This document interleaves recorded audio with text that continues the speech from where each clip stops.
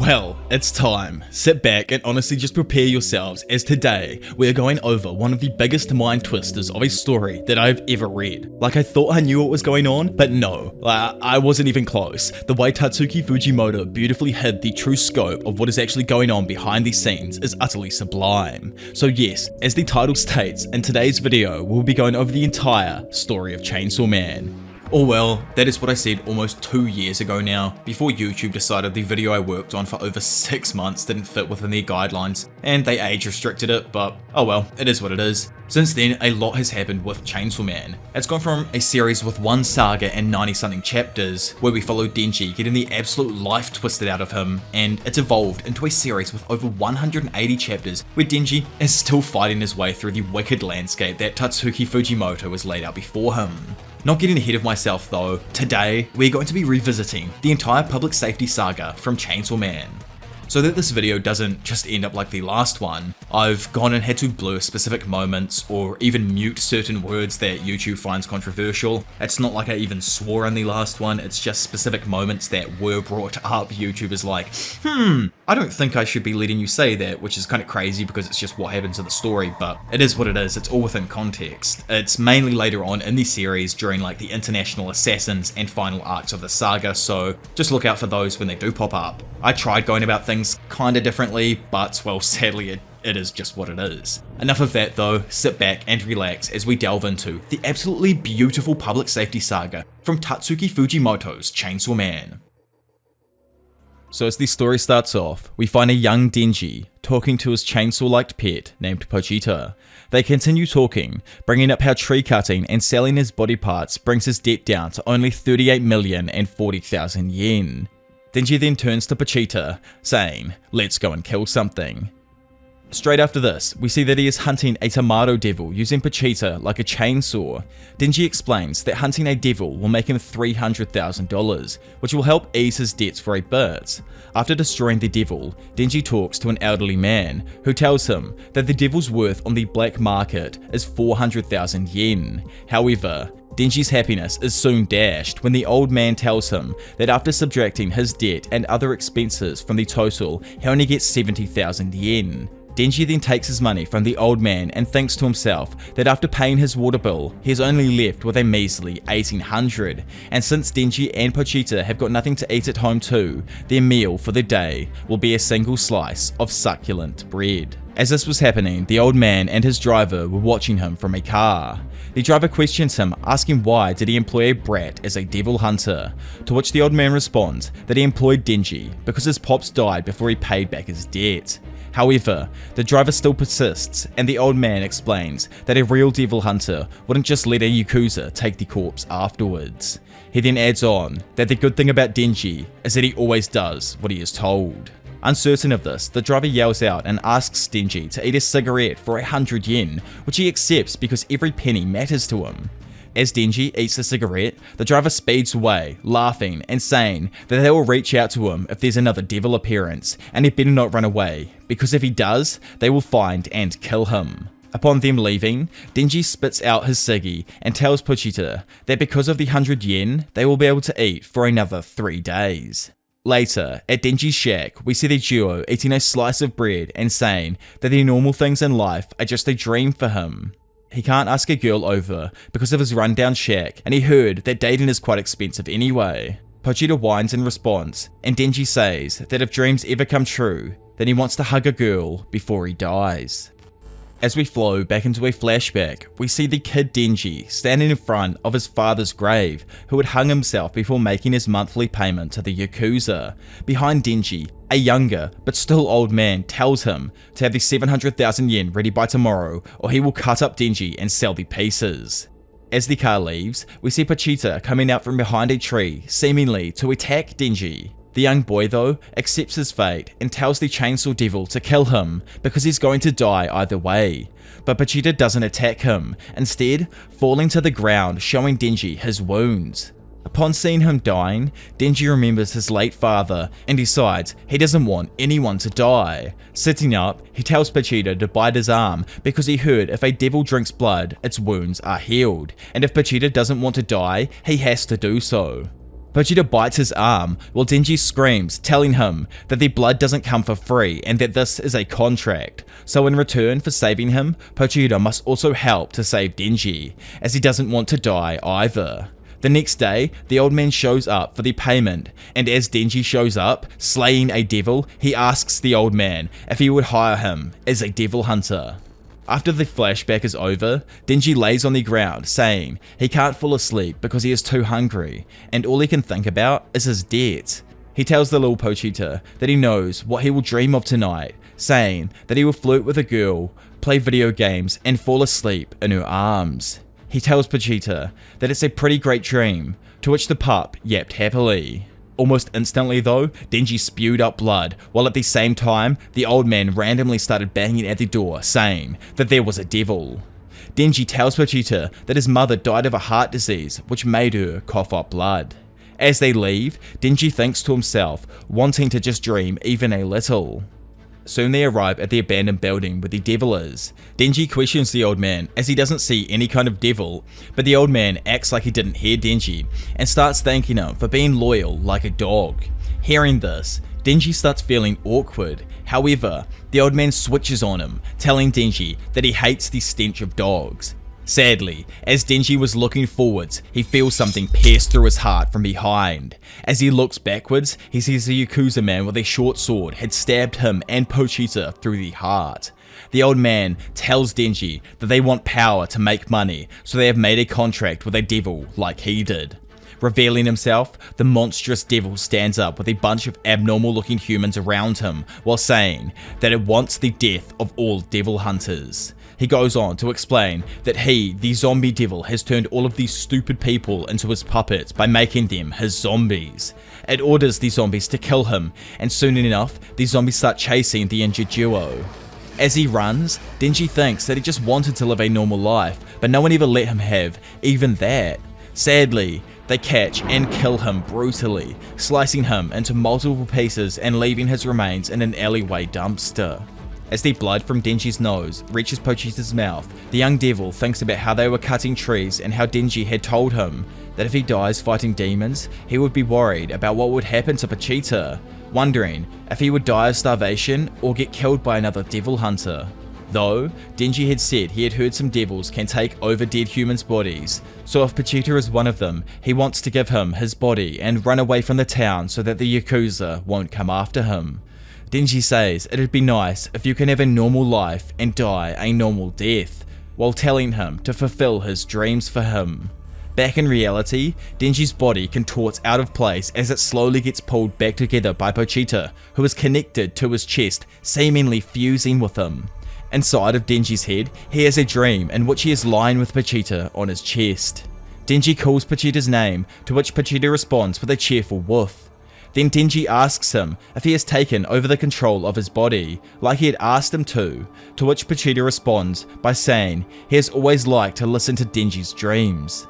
Denji is left shocked, but before he can say anything, Pochita tells him that this is a contract, and that he will give Denji his heart, but in exchange, Denji has to show him more of his dreams.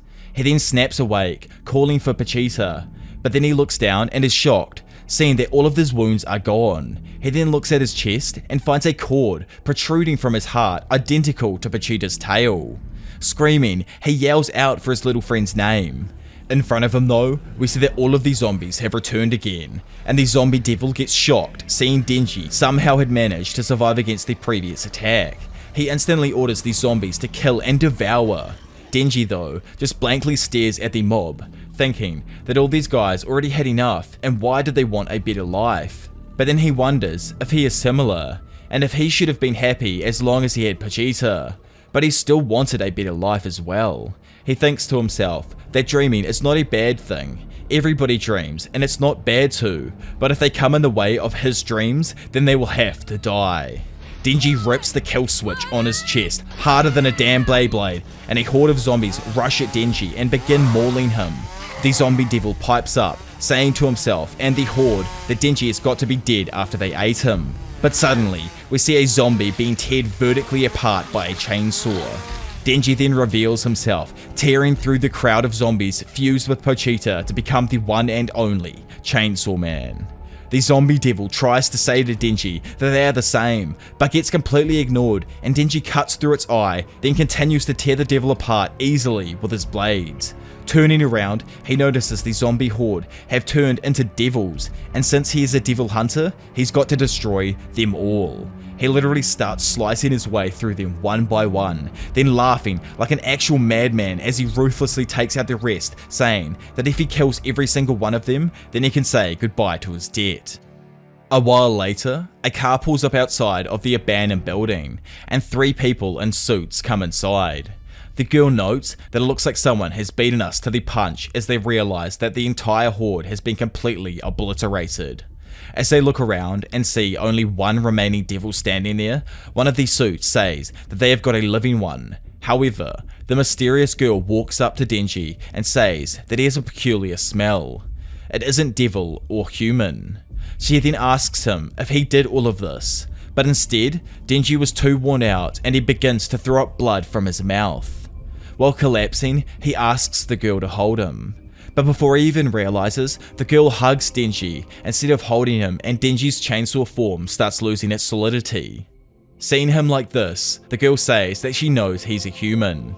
One of the suits asks the girl if he is possessed by a devil, to which she responds no, because you can see the possession on their faces. The girl then responds to tell Denji, who is in her hands, that she came here to kill the zombie devil and is a public safety devil hunter. She offers Denji 2 choices, that he can either be killed by her as a devil or be kept by her as a pet human. She tells him, as a pet he will get given food, in which Denji asks her food in a little surprised voice, and what kind of food would he get for breakfast. The girl answers while thinking that he can have bread with jam, salad, coffee, and even more. Hearing he would be getting bread with jam though, and other things for breakfast, Denji agrees, saying that it sounds like heaven before collapsing. As time moves forward, we see that Denji has woken up and is heading somewhere with the devil hunters. His stomach continues gurgling and he says that he hasn't eaten, to which the girl responds that they haven't had breakfast either, so they might as well go and grab some food. Upon hearing this, Denji awkwardly says that he's broke and can't afford the food, to which the girl says that he can pick whatever he wants and she will pay for it. Denji is left shocked, but before talking, the girl gives Denji her coat, saying he will draw people's attention walking around shirtless. After putting on the jacket, Denji peeks over at the girl and thinks to himself that people had always called him dirty and smelly. But with this girl, it's the first time he's ever been treated so nicely, and on top of that, by a pretty girl as well. With all this, Denji comes to a realization that he truly is in love with her. Soon they arrive at a shop where they order their food, but suddenly a random man runs in bleeding and yelling at the cashier to help him. The suit girl tells him that she is a devil hunter and asks him to explain what has happened. The man screams that a devil has kidnapped his daughter and taken her into the woods. At the same time, the chef comes up and then tells them that their udon is ready, to which the girl thinks for a while and asks Denji what his name is. Obviously, Denji tells her his name and she tells him that she doesn't want her udon to get soggy. Instead, he will have to go and kill the devil himself. Denji responds that he is also having food though, and while quietly mumbling this, he overhears one of the devil hunters say that an extremely experienced devil hunter is on the job. Cutting him off, she then asks Denji if he forgot that he is her pet, and the only response that she wants is a yes or a woof, as she doesn't need a dog who says no. Denji asks what she means in an unsure voice, to which she intensely says that she has heard from a judge that in the crime division they euthanize useless dogs. While a terrified Denji stands there, the girl tells him to get to work fast before her noodles become soggy, and asks him what his answer was, to which a distraught Denji responds by saying yes. As he runs off into the woods, thinking about how the girl was nice, to the point that he even liked her a little. However, he now realizes that she is just a damn psycho who is also treating him just like a dog. While thinking, he gets reminded of Pochita and how he had died. Then he suddenly hears the voice of a girl. He heads over to where the voice was coming from and finds the girl he's after with a little devil. Instantly after noticing him, the young girl confronts Denji, asking him to let the little devil go. She proceeds to tell Denji that her dad had beaten her up, but this nice devil came and saved her. She pleads for him not to kill it. Upon hearing this, Denji starts thinking, what should he do? And after a somewhat difficult decision, Denji tells the girl that they all three can run away if they want, and he also had a friendship with a devil, so he knows that not all devils are evil. The girl asks Denji if they can really run, to which he says that they totally can. However, as the girl claps Denji's hand and they all start laughing, the girl's face starts deforming slightly. All of a sudden, Denji finds himself getting lifted up and looks to find out that it's the devil's actual form, which had transformed into a terrifying worm-like devil. Shocked, Denji wonders what the hell had just happened, and the devil tells him that he will show him something cool before he dies, and that instead of a worm, he's actually the muscle demon. He proceeds to manipulate Denji's arm. He says that it can control muscles and taunts him even more with the girl's mouth, saying how he will mess with the little girl. He begins messing with the girl's face while making her cackle throughout his entire attack. However, Denji lets out a little giggle and then rips his kill switch with his mouth, almost instantly decimating the muscle demon with his chainsaws. Denji yells at the devil that now he won't have a problem killing a lowlife like him, and while the devil screams in agony, Denji finishes him off once and for all by cutting the muscle devil into multiple pieces. From a distance, we see the girl eating her udon and saying out loud that Denji sure is a useful dog. Coming out of the woods tired while carrying the girl on his back, Denji responds with a woof before falling and collapsing. The girl catches him once again though and asks him if he's okay. Denji thinks to himself that she smells good and apologizes to her for falling, as he accidentally ended up cutting himself with the chainsaws, and because of that he continued to lose blood until he fell. She asks Denji how did his body even end up like this, to which he responds that his pet devil, Pochita, had become his heart. As he continues explaining his disbelief in being alive, the girl tells him that historically speaking, his condition is extremely rare. It's so rare that it hasn't even been given a name, nor confirmed, but she still says that she believes him because she has an especially good nose, which is able to tell that his best friend is still alive inside of him, and that his body also has two scents, one of a human and one of a devil. As he hears this, Denji then blushes and his stomach starts to gurgle again, reminding him that he wants to eat that udon. The girl then asks him if he can feed himself, to which Denji responds by saying that he can. However, he stops midway and realizes that he cannot. As the girl feeds an overjoyed Denji, he responds to her in awe by literally barking like a puppy. She then looks at Denji somewhat in disbelief that he can actually enjoy a soggy udon as if he's really like a dog. Then she blushes a little and asks the girl what her name is, to which she responds that her name is Makima. Visibly taken back at the beauty of her name, Denji asks what kind of guy she's into. Makima thinks for a moment and answers, telling him that it's people just like him. Denji thinks to himself for a moment, somewhat confused, and then says, "Isn't that me?" While Denji thinks back on what Makima had just said, he turns to her and goes to say that he likes her as well, but then realizes she isn't there. However, Makima calls him over and it is shown to him that she has taken him to the Devil Hunters Tokyo headquarters. It is explained through her that there are over 1,000 Devil Hunters in Tokyo alone and that her bureau offers the best stuff, but Denji only thinks of what she said earlier and starts imagining his future with her.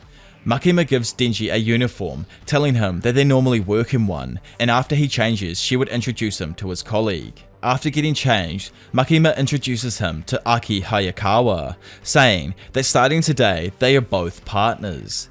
Denji starts to complain, hinting that he wants to work with Makima, but before he can say any more, Aki drags him off. While this happens though, Makima walks up and tells him that if he does well, then they will be able to work together. While patrolling the streets, Aki tells Denji to follow him for a moment. Once making it to the end of an alleyway, Aki beats him up, punching him in the face and kneeing him in the stomach. Afterwards, while lighting a smoke, he tells him to quit the Devil Hunters Bureau. He explains that people who became Devil Hunters for weak reasons are the first to die, saying that only the Devil Hunters still alive that he's worked with are the ones with conviction. He instantly guesses correctly that Denji only became a Devil Hunter as he's interested in Makima. As he finishes his smoke, Aki throws it onto Denji's chest and then proceeds to spit on it to put it out. He then turns and says that he will tell Makima that Denji got scared and fearfully run away. However, Denji instead hits him between their legs, taking him by surprise. As he hits Aki, he explains that today was the first day he felt like a human, and that it was the first time someone had treated him to a meal in his entire life. He tells him that if being a devil hunter for those reasons is shallow, then he'll die to keep things the way they are right now. Aki stands up and fights back, tackling Denji and continuing to punch him, but as he threw another punch, he was once again hit between the legs. Enraged, Denji screams at him, asking if it's because he also likes her. Though, Aki was unable to reply and collapses onto the floor, stating that he really did only aim for the balls. Returning to the headquarters, Denji says that Aki got attacked by a testicle devil, but Aki reveals that that was a lie. Makima asks them if they'll get along, with both of them giving differing answers, but Makima decides to put them in Aki's experimental squad either way. Aki tries to say that he doesn't need another weirdo as his team is already filled with them, but Makima tells him that his squad was meant to be experimental, which leaves Aki confused, wondering what Denji is. Maki then explains that Denji can turn into a devil, and stunned, Aki says that cases like them are just myths. But she says that he is a special type, and if he should ever run or quit, then he will be put down as a devil. Not understanding the situation completely still, Denji asks what she means, and Makima tells him that it means that they will all be working together until death do them part. After leaving with Aki, Denji asks if Makima is a good or a bad person, and hearing this, Aki tells him to be grateful that at least he is still alive, but as he still insists on this question, Aki tells him that she definitely is a good person as he owes her his life.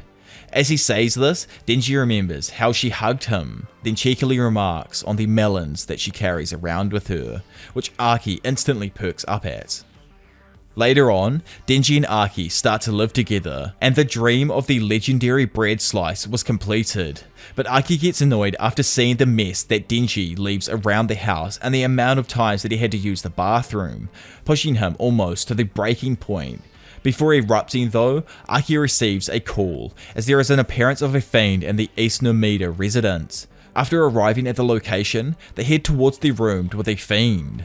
While heading there, Denji asks what a fiend is, and Aki explains that a fiend is a devil that has taken over a deceased body of a person, and are easily identified by their heads. As they see it, he explains more that fiends take on the hosting devil's personality.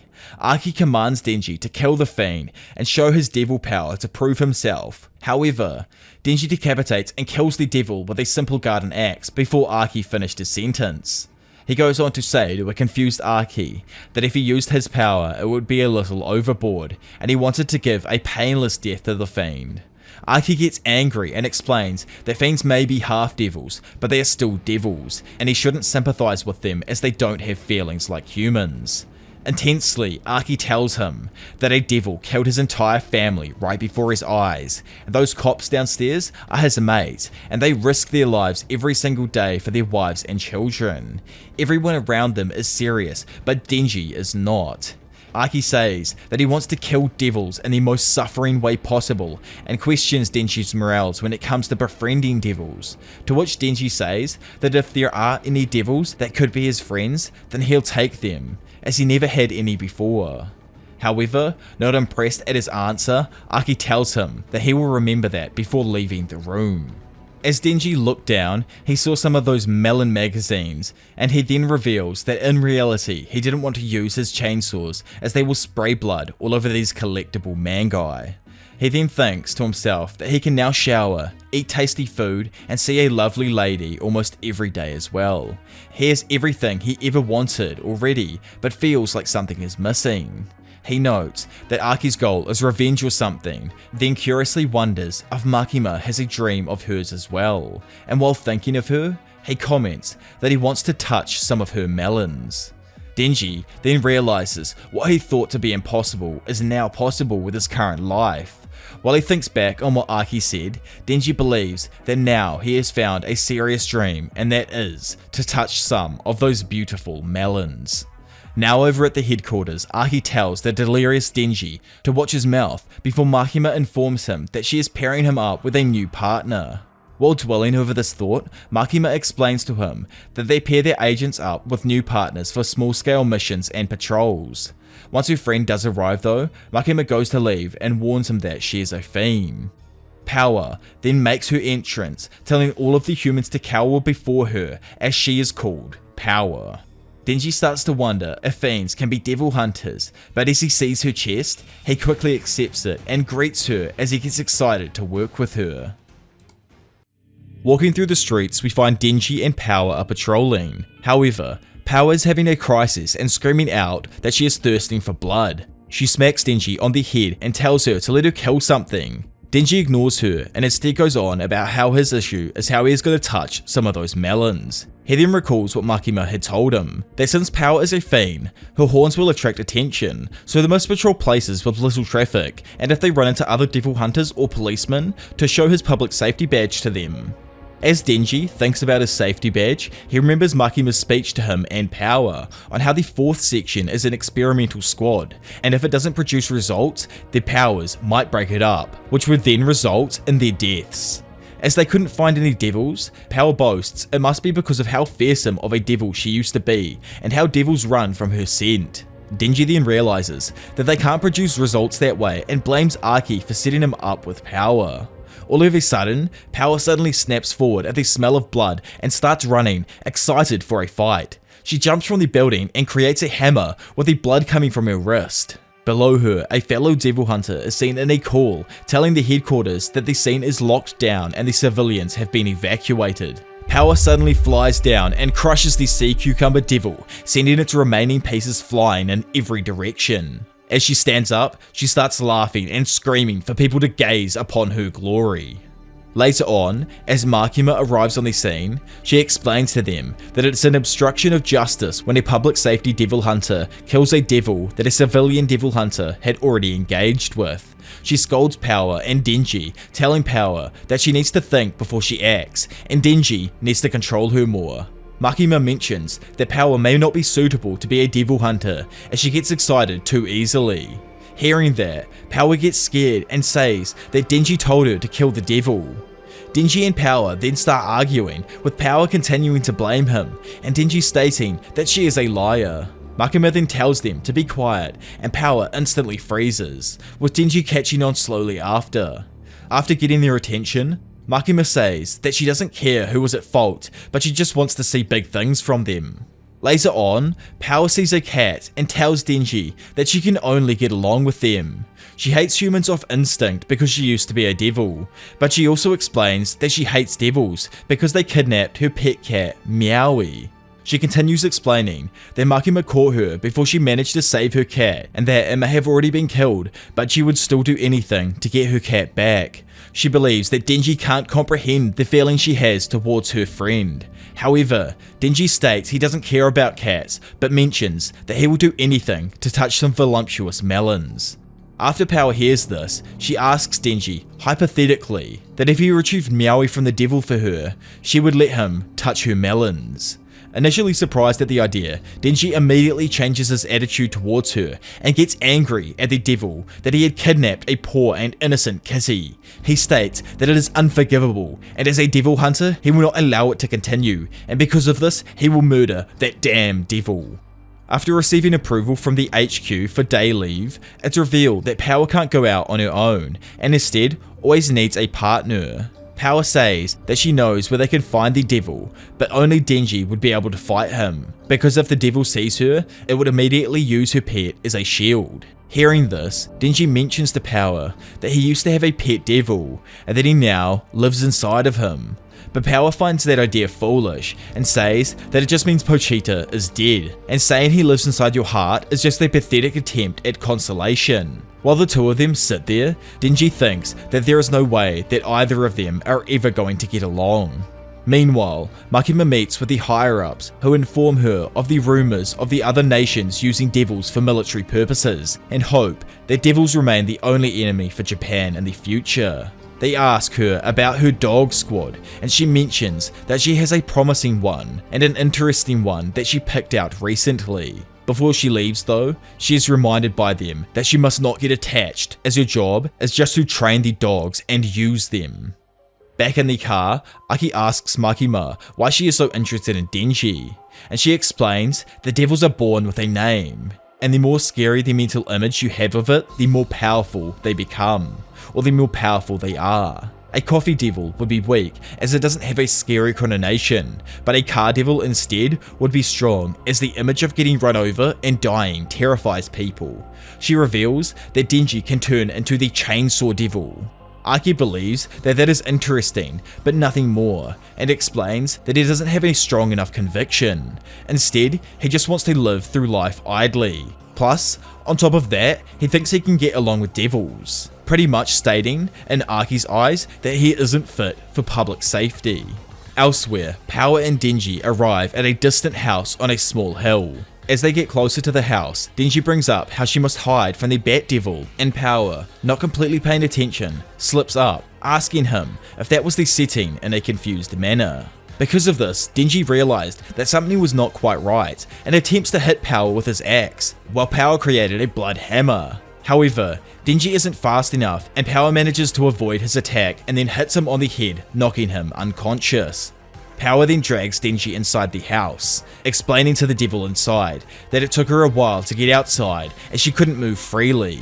She then gives Denji to the Bat Devil as per their agreement. The Bat Devil takes Denji, lifting him up and showing the now awake Denji his missing arm, stating that humans injured him and made him hide, but now he will use this human's blood to heal. He then squeezes Denji like a towel and drinks his blood, regenerating his right hand. But once he drops Denji, he complains of how bad the taste of his blood was, and that he now needs to eat another human to get rid of this bad taste. Inside of the house, Power tells Denji that humans really are foolish for believing her story. Outside of the house now and on the roof, the devil smells the medicine, cigarettes, and makeup on humans and decides to go and eat children as they smell the nicest, which is freaking weird, man. Inside of the house below him though, Power reminds the devil of the deal and requests Meowie back. But sadly, as punishment for bringing disgusting blood, the Bat Devil grabs Meowie and places him onto his mouth, deciding to swallow him. As the Bat Devil swallows Meowie, Power falls into a flashback and remembers how she met Meowie and named the cat. When she found it, it looked skinny, but still tasty, so Power decided to fatten it up before she ate it, and gave her cow milk to grow nice and big. In time, Meowie and Power started to get attached to each other, making Power feel strange, as she otherwise had killed everything that she had met. While lying there on the roof of a random house, sadly, the injured Bat Devil then appeared and took Meowie. He told Power to bring him blood or else he would kill Meowie. Seeing Meowie eaten, Power turns to Denji and tells him that she now knows how awful it feels not being able to pet your pet, as he can't pet Pochita anymore. The Bat Devil then picks her up and throws her into his mouth, swallowing her as well. As he notes her disgusting taste, he decides to go and eat some children to rinse out his mouth. While the devil flies towards the city, with the thought that he will be eating, he notices that Denji is clinging onto his leg and drinking his blood, and telling him to give him his melons back. The Bat Devil once again crushes Denji's body in his palm, but this time Denji manages to tear the kill switch on his chest. In this moment, Denji recalls how he lost Pochita in the past, and the thought that he may have been eaten by a devil. But once he had found him, he was relieved and fell asleep right on the spot. As the crushed Denji hangs there in the hand of the bat, he wonders more about how Power felt the night Meowie was taken by the devil, and as his thoughts continue to race, his chainsaw starts protruding from his forehead as he turns into the demonic force of the Chainsaw Devil and starts cutting into the devil's arm that had literally just healed. Denji chases the Bat Devil through the air, slashing at him, completely decapitating the devil's right wing, which sends the two of them crashing through a building. As Denji begins to get up inside of the destroyed building, he notices a young female bystander and yells at her to run away before she gets eaten. After the girl runs away, an angered Bat Devil asks why Denji would let a human get away when he is also a devil. However, not answering this question, and after standing up, Denji immediately sends himself flying through the room while replying that it was so he could split his belly and touch those melons. He slams and punches the devil's face, launching it through a brick wall and out into the middle of a busy street. As Denji follows him outside, the Bat Devil asks aloud if he could cut through this, then proceeds to throw a nearby car at Denji. As the car flies towards the Chainsaw Man, he stands still, not knowing how to stop the heavy vehicle. Suddenly though, as he goes to stop the car with his chainsaws, he discovers that he is able to retract the chainsaws on his arm, and because of this, he successfully catches the car. As the devil admires Denji's strength, he asks aloud, "Why would you use that strength to save humans?" But Denji replies that he couldn't care less about some guy's stupid life and immediately throws the car back at the Bat Devil, slamming it into his face, causing the entire rear of the car to explode.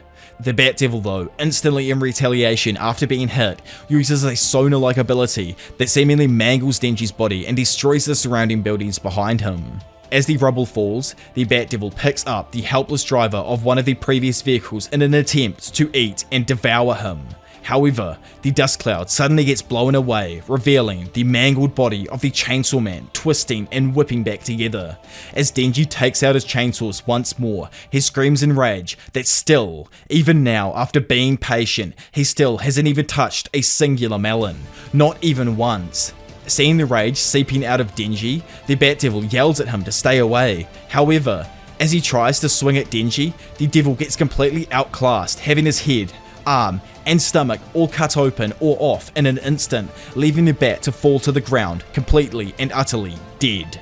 Inside of the Bat Devil, during a flashback, Power recalls how she was living freely with Meowie and eating animals like cows or bears. But then it all changed when the Bat Devil showed up and stole Meowie. He told her to bring him a human if she wants the cat to live. Flashing forward, initially while running, Power thought that all lives are trivial. It was merely a cat.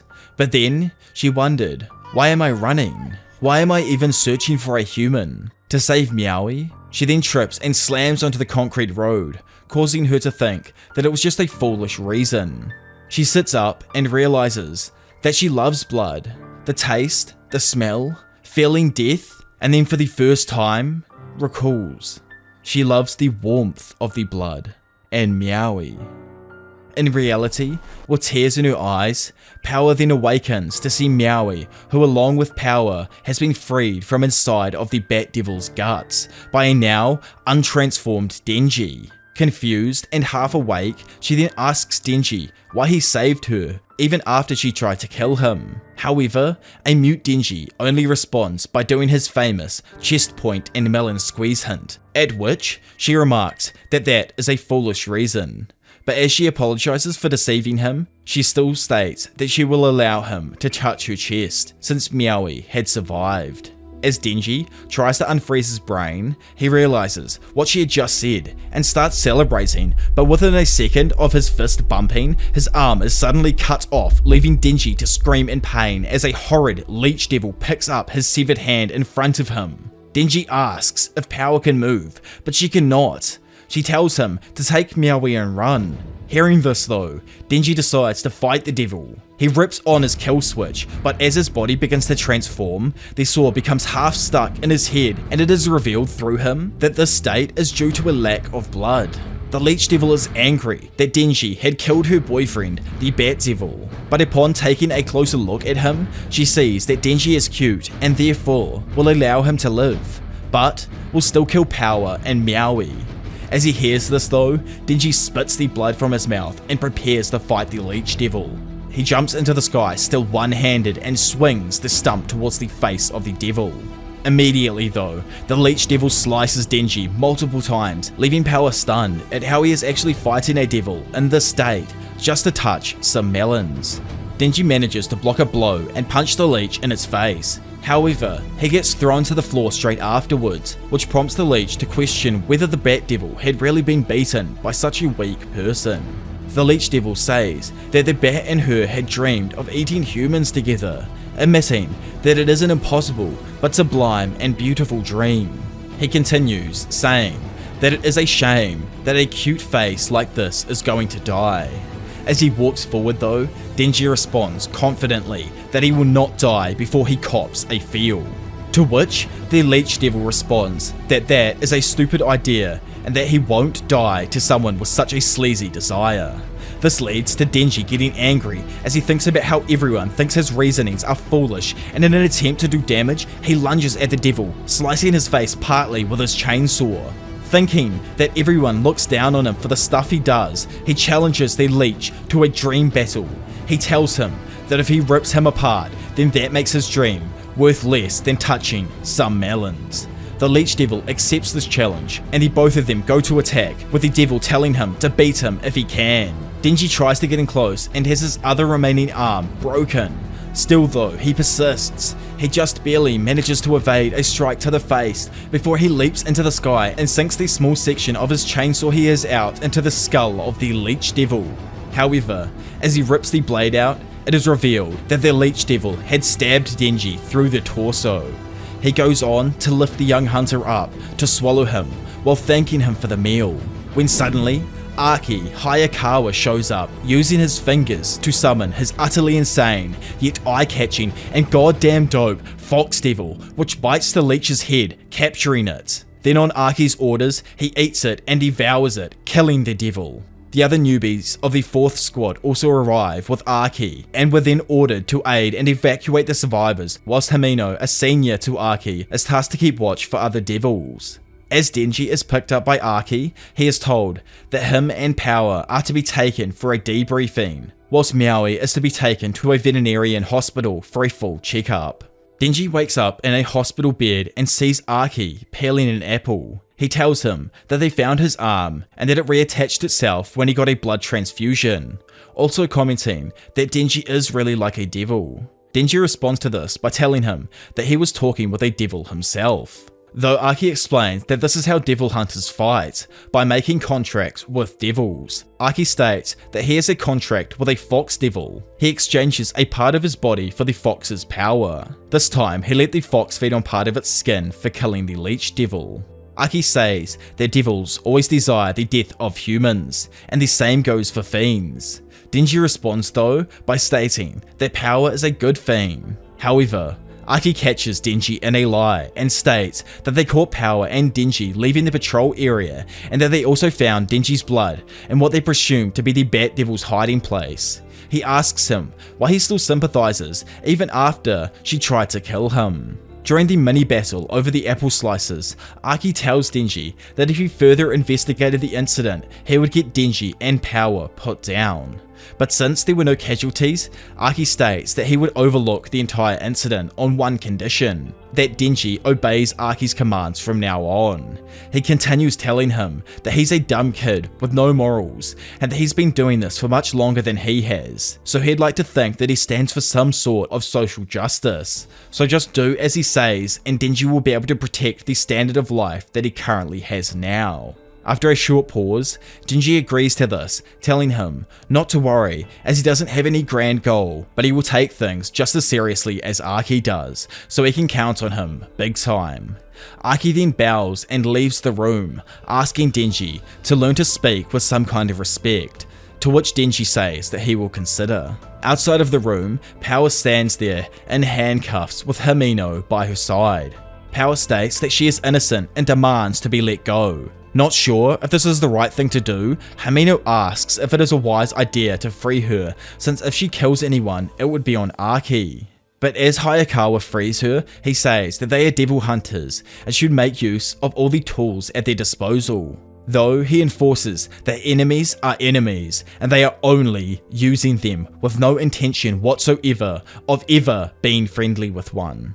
Later on, as time flies forward, Power is seen entering Archie and Denji's apartment, noting the cramped place that they have. Stunned, Archie calls Makima asking why, and she responds by saying that she trusts him more than anyone, causing Archie to blush and agree. Makima tells him that Power said she would be good, so it'll be fine. However, instantly after the call ends, Power is seen to be visibly disgusted by the vegetables in her food.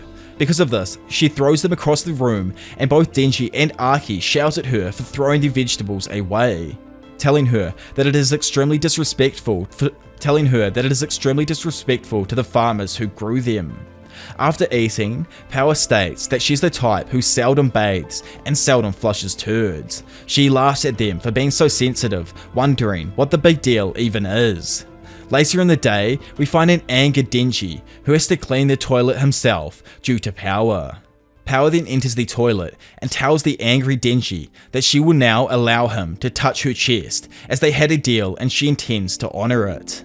As Denji looks down on Power, who's sitting atop the toilet, she asks him what is he waiting for and to touch away, which causes Denji to have a complete and utter change in emotions, calling Power an angel. While Denji shakes, Power tells Denji that he gets 3 squeezes, one for saving Maui, one for killing the bat, and 3rd for protecting her from Top Knot. She reveals that originally she wouldn't have allowed him to touch her melons, but because of what had just happened, she has changed her mind in an effort to repay his efforts. Denji makes his first squeeze, which makes Power blush, but weirdly, Denji feels that something just isn't right, and he sees something fall onto the ground below her. Power picks them up and explains that those are her melon pads, which make her overall chest size larger. Denji is a bit shocked at the idea, but proceeds either way with his second and then final squeeze. And as Power celebrates that it is over, Denji is left standing there speechless. He thinks to himself that he has so many things he wants to say, but overall, it all just fell flat. Being square now, Power tells Denji that he is lucky to touch something so nice and that she looks forward to working with him in the future. However, she continues saying that she no longer needs to be a devil hunter as Maui is safe, but as she can't escape Makima, she will do him a favour and help him with his jobs. Once she leaves for bed, Denji stands there, feeling disappointed and empty. Later on, he does paperwork with Makima, who notices that something is wrong with him. He reveals to her that he finally accomplished a dream of his that he had been chasing for a long time. But once he finally had it in his hands, it just felt disappointing. Denji now wonders if it will feel disappointing too for other dreams he will accomplish, and if he would be happier chasing dreams instead of achieving them. Makima asks directly what he is talking about, and Denji reveals that the first set of melons he ever touched turned out to be no big deal, which had fallen completely flat of his expectations. For a moment, Makima looks at him. Then she takes his hand and explains that she believes naughty things feel better the more you know your partner. As she explains this, she touches his hand, saying, "It's difficult to understand another's heart. So first, take your time studying her hands, her fingers." She grabs his hand and places it on her ear, continuing and saying, "How are her ears shaped?" As she bites his finger, she asks if he had ever had it bitten before. She then tells him to memorize just how it feels, know it so well that even if you lost your sight, you'd recognize her by bite. She then grabs his hand and places it on her melon, which makes Denji blush and fall back in his chair, crashing to the floor. Makima gets close to him, so close that they almost make contact, and she asks him for a favor. Makima sits back in Denji's chair and asks him to defeat the Gun Devil. While a confused Denji stands there, she explains that the Gun Devil appeared 13 years ago and his location is currently unknown. He is a powerful devil that all the devil hunters are anxious to kill, but she believes Denji is special and would be able to do it. Makima then tells Denji that if he kills the Gun Devil, then she will grant him any one wish, whatever it be that he desires. Denji, sitting there on the floor, completely shocked by Makima's offer to grant him any wish. Stunned, he insists to make sure she isn't tripping, when Makima cuts him off, telling Denji that the devil is so strong and evil that it is okay to offer him a completely blank check. She continues on explaining that 13 years ago, the world was different as they tried to use guns to counter devils. However, due to an excess use of guns and firearms, both in devil hunting and in the wider world with robberies and murder, fear over weapons began to build. And on the day of a major terrorist incident in the USA, the Gun Devil suddenly appeared. As we flow 13 years back in time to a flashback with a young boy who's reading with his parents, we find his older brother standing there in the doorway asking to play catch with their father in the snow. But he tells him that his younger brother isn't feeling well and will have to do something by himself, which aggravates the young boy as he says that his father always says that.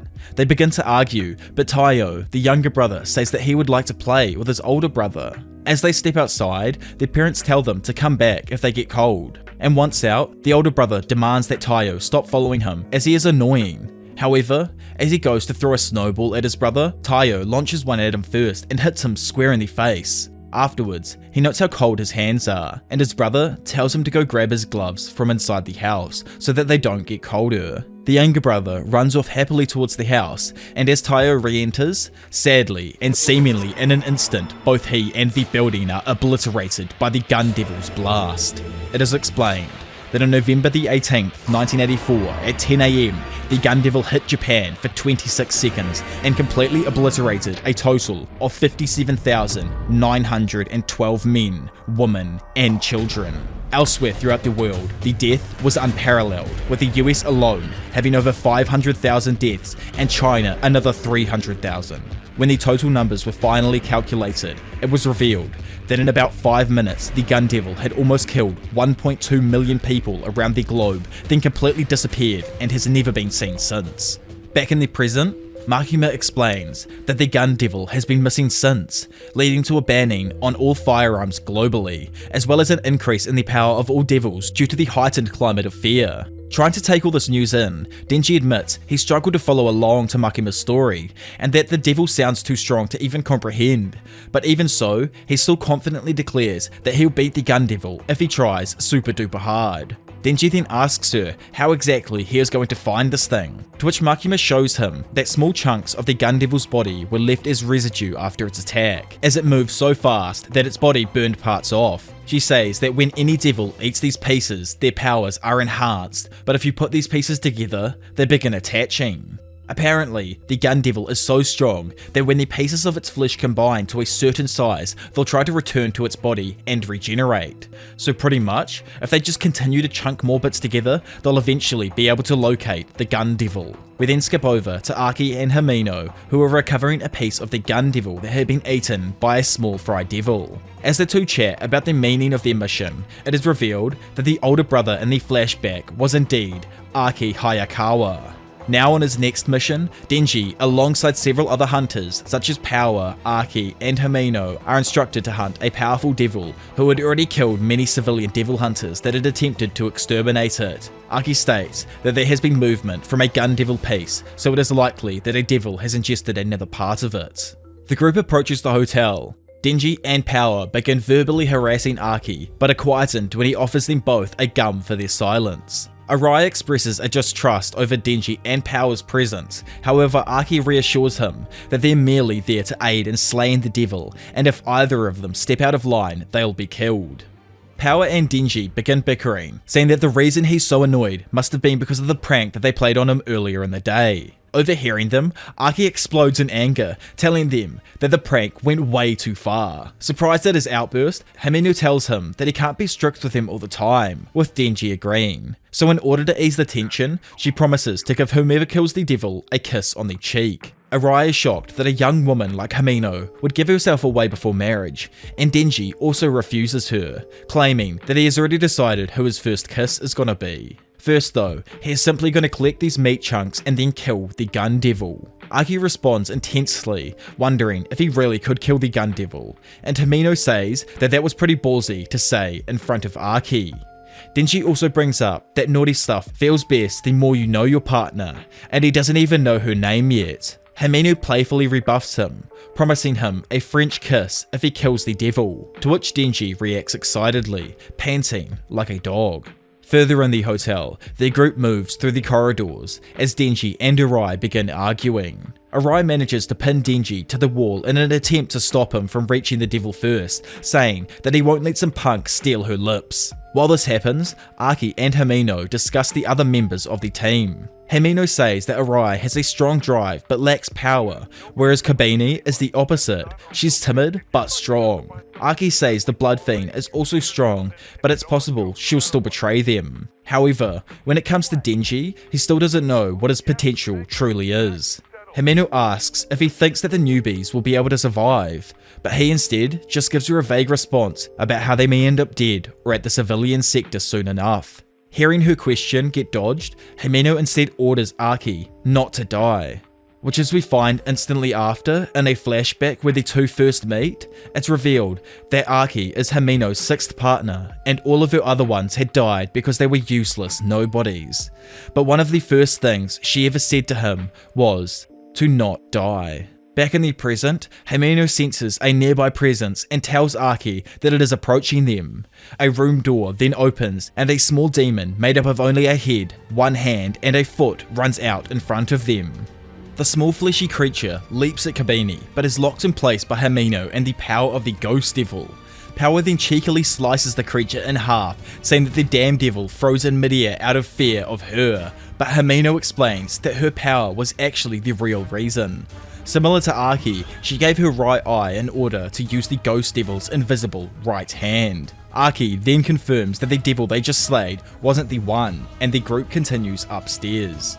As they walk, Power playfully threatens them, saying they shouldn't blabber about their powers in front of her, but Himeno says it'll be easier to work as a team if they know each other's powers, plus she has a trump card either way. Power then points her blood blade at the scared girl, only for Himeno to cheerfully grab her throat with the Ghost Devil, commanding the fiend to put the weapon away, which she does. As the group reaches the top of the stairs, Arai notices that despite moving towards the 9th floor, the sign shows them still being on the 8th. Running downstairs to check, Arai suddenly appears at the top of the staircase. The group tests the theory, with Archie moving through rooms and discovering that they are concurrent. The group concludes that they are trapped on the 8th floor somehow, and Archie breaks down the situation so that they all understand. No matter what they do, they cannot escape. Every single exit they try to use results with them ending back in the same location, which is likely due to the handiwork of a devil. Hearing this, Denji remarks that it's Power's fault, as he bets the devil she apparently killed trapped them there upon its death. However, Archie states that a devil's powers are undone when they die, so that would be impossible. As their group comes to the realization that they walked into a trap, Arai brings up how other devil hunters will come and rescue them after HQ doesn't hear back for a few hours. Because of this, Kabini begins to panic though, and goes on about how she never wanted to join the devil hunters and would have rather gone to college instead. While confronting Kabini, Himeno notices a puzzled look on Archie's face. He notes that all the clocks in the room have stopped at 8:18, theorizing that the floor is trapped in time, making the rescue impossible. Everyone is left shocked by the news apart from Denji, who instead is delighted by the lack of time constraints, choosing to take a nap. Arai berates him, but Denji shrugs it off and instead tells them to wake him when they figure it out. He then calmly falls asleep, much to the shock of the group. Himeno reawakens Denji and informs him that they are still stuck. While he was asleep, they found out that the power and water still works, but when it comes to food, they have an extremely limited supply. Archie has continued to hunt for the devil, Arai has grown restless and closed himself away in the covers, and Kabini was forcibly knocked out after attempting to drink water from the toilet. When it comes to the fiend, Himeno presumes Power is equally unhinged. However, Denji notes that she always acts bizarrely. Whilst the trio guard the room for Arai and Kabini, Himeno explains that it's great to have an addiction, as you'll need something in life to take the edge off. Denji notices the smoke she has, and says it's the same brand that Archie smokes, to which Himeno reveals that she gave him an appreciation for cigarettes. As we go into a flashback, we find a younger Archie and Himeno discussing the reason he became a public safety devil hunter. Himeno guesses correctly that it's because of the gun devil, and states that devil hunters don't live long anyway, so it's not like smoking is gonna kill ya. Archie states though that he won't bite it so easily, to which she replies that he better not, as it's a hassle when her buddies die. As the pair walk outside, Himeno is approached by a woman who suddenly slaps her. After the woman leaves, Himeno discloses that she was her previous buddy's girlfriend. She says she has come to expect such abuse as a way for the grieving families to vent their frustration. However, not happy at this, Archie in retaliation sticks gum on the girl's clothes. As he tries to justify why, Himeno bursts out laughing. Later on, at a nearby diner, Himeno tells Archie that he reminds her of something her master always says. The devil hunters that the devils fear the most aren't the strongest or the brave. They're afraid of the ones with a few screws loose, and she thinks that he'll live for a long while. Because of this, she manages to manipulate Archie into picking up a smoke, which over time has become a symbol of their friendship. In the present, Archie returns asking Himeno if she has any smokes left, to which she states that this is her last one. As the two addicts share in the butt of a smoke, Denji pipes up saying that that was an indirect kiss, to which he is told to shut up, as Archie reveals that he has discovered the devil that they have been searching for. He reminds them of the devil Power had just killed. However now, rather than just a small human-esque shape it took before, it is multiplied into a large and imposing wall of flesh. Outside of the room, the devil mocks the group before offering them an extremely enticing contract. Let me eat the human named Denji. Dead or alive, feed him to me. And if they follow the contract rules, they will be returned unharmed. Suddenly, the door opens with Kabini walking out holding a knife and demanding that Denji lets the massive pile of flesh eat him. Archie and Himeno immediately subdue Kabini, kicking the knife out of her hand and whacking her to the floor. Himeno tells Archie to summon his fox, but it is unsuccessful due to the severed link with the outside world. Himeno uses her ghost to attack the devil, which inflicts pain. However, it grows in size with each attack, enveloping more of the hallway and grabbing at her. The devil says that it is no use as its weak point is not on the 8th floor, and that this is actually the inside of its stomach, so making a contract with him is the only way to escape. Himeno explains that a devil's contract is unbreakable, meaning that if a devil did not fulfill its end deal, it would die. As such, allowing Denji to die would guarantee the other's safety. Hearing this, Arai votes that they let Denji be consumed. Archie refuses though. He argues that the devil likely has an ulterior motive behind specifically Denji's death, to which Himeno agrees as well. Power casually votes to kill Denji, only for Archie to explain that as a fiend, she is exempt from contracts and as such could be still killed by the devil. Power scoffs before cheerily asking an annoyed Denji if he wants to wrestle. The group wait in the corridor nearby the approaching wall of flesh, pondering the issue of starvation. Archie offers to use the sword, however, Himeno refuses his suggestion. As Arai returns to their room, he discovers Power has eaten all of their food. Even still, she attempts to blame Denji. Kabini then appears and in a paranoid delusional state accuses Power of being the one trapping them. As Arai attempts to calm her down, she accuses him of siding with the fiend and working with the devils. He tries to deny her, but she still attacks him. As Arai begins to scream out of fear, the devil in the hallway suddenly grows, lunging at the three still in the corridor. The devil chases them through the 8th floor, revealing that it grows in size based on fear, and that he, the Eternity Devil, will be the one to kill the Chainsaw Devil. Suddenly, the rooms begin tilting as it forces everyone to the opening of its mouth, demanding they give him Denji's heart. As the Eternity Devil looms towards the group, Kabini and Arai demand they feed Denji to it, but Archie instead insists that he'll use the sword to get them out. However, Himeno binds him, explaining that using such a weapon will massively shorten his lifespan. Arai and Kabini lunge at Denji, however, as the girl goes to stab him, Archie jumps in the way and blocks them getting stabbed instead. He explains that though he doesn't like Denji, he needs all the allies he can get to help him defeat the Gun Devil, and so he is willing to sacrifice his own well-being in order to protect Denji. Shocked, Denji asks Power if she can stop the bleeding, to which she does, otherwise she won't have her human cook. Seeing Archie's injured state and a vision of her former partner's graves, Himeno collapses, not knowing what to do and suffering a complete breakdown. Kabini tries blaming Denji for the situation they are currently in, and frustrated as well, Denji accepts his fate of being eaten, but informs the group he doesn't plan on going down without a fight, and if he kills the devil, he still wants his kiss. They wonder if he has a strategy, but Denji, having noticed the devil screaming in pain as Himeno attacked it earlier, realizes that though the creature is invulnerable, it still feels pain.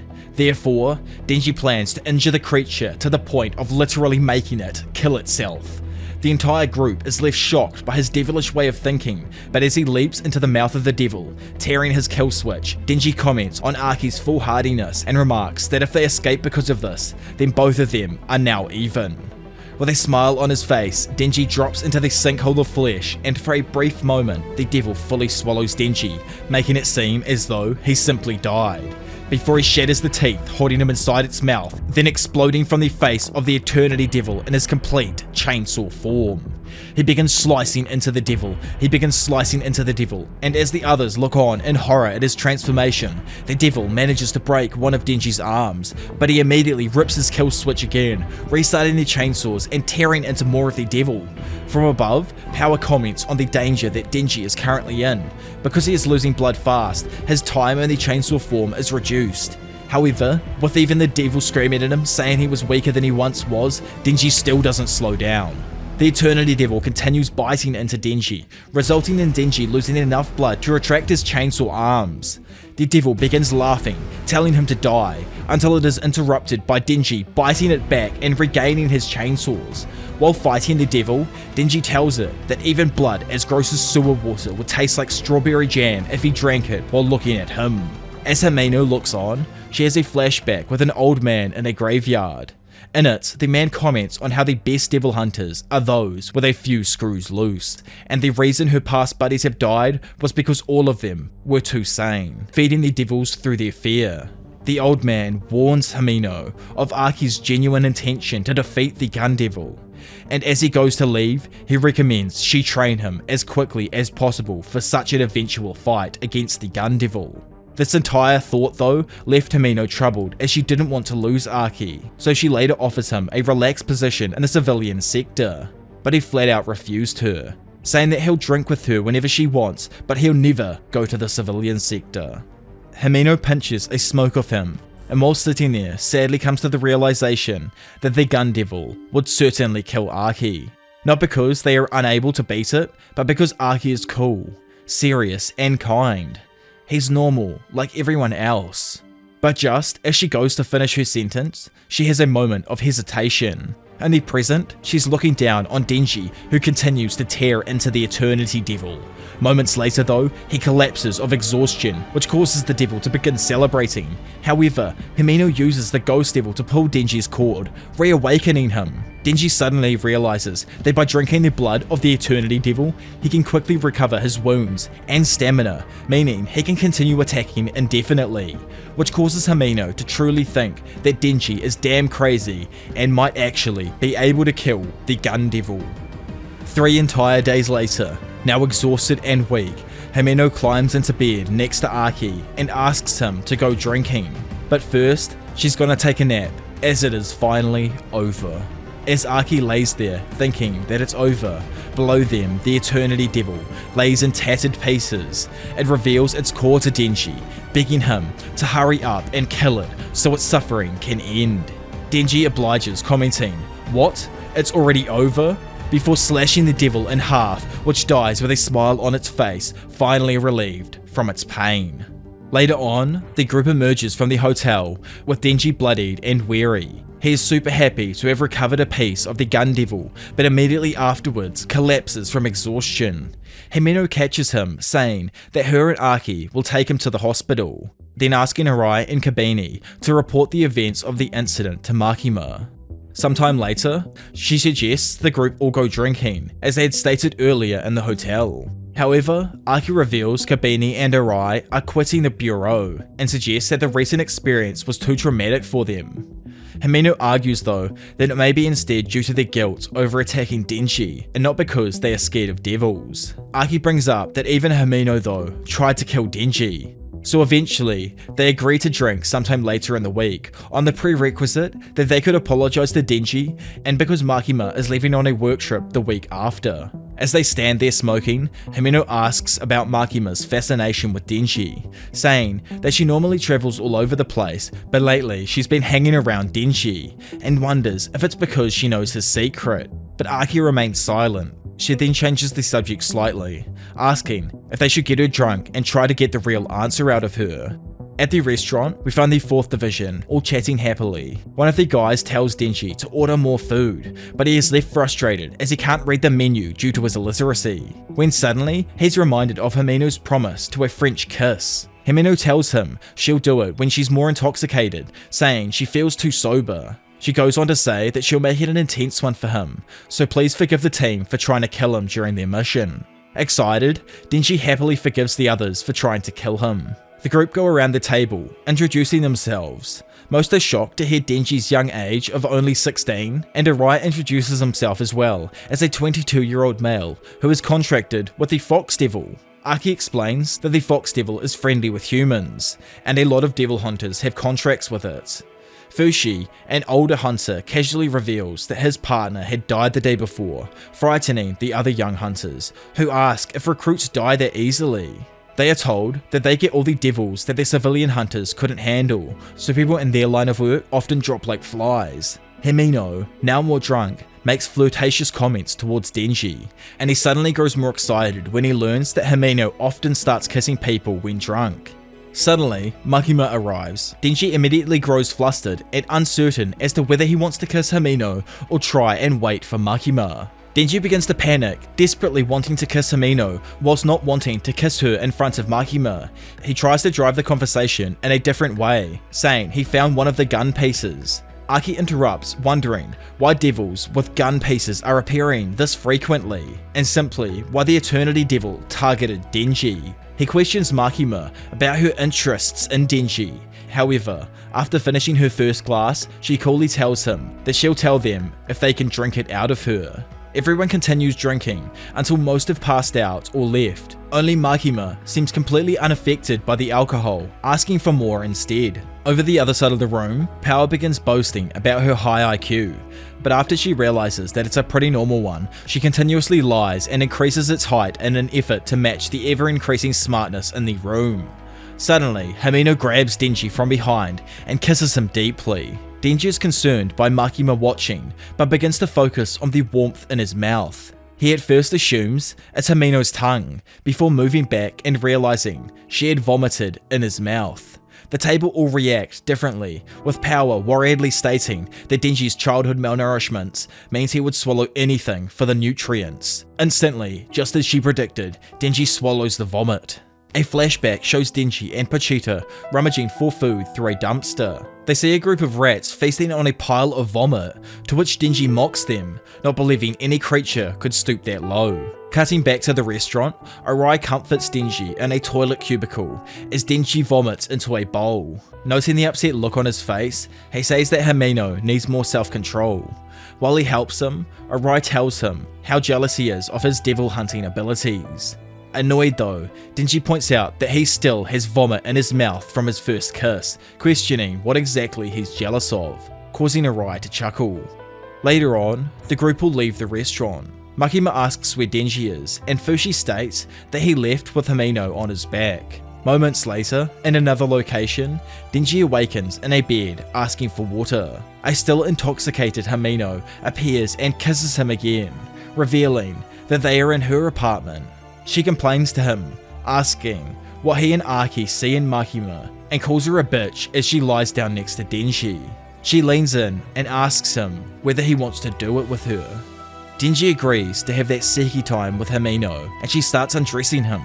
However, as she begins to take off his pants, she stops when she finds a dirty lollipop in his pocket. During the time back at the restaurant, while Denji was in a demotivated mood after the vomit kiss, Makima took him outside for some fresh air, and buys him various medicines to help with his sickly feeling. Upset, Denji comments on how poor his first kiss was, expressing a worry that all future kisses will remind him of the taste of bath.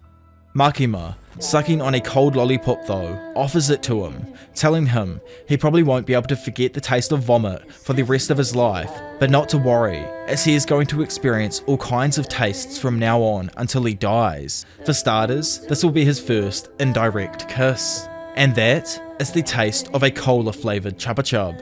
Back in the present, Denji holds the lollipop, staring at it, while Himeno has passed out behind him. Denji apologizes to Pochita, having refused to sleep with Himeno, stating that he wants to wait for Miss Makima to be his first.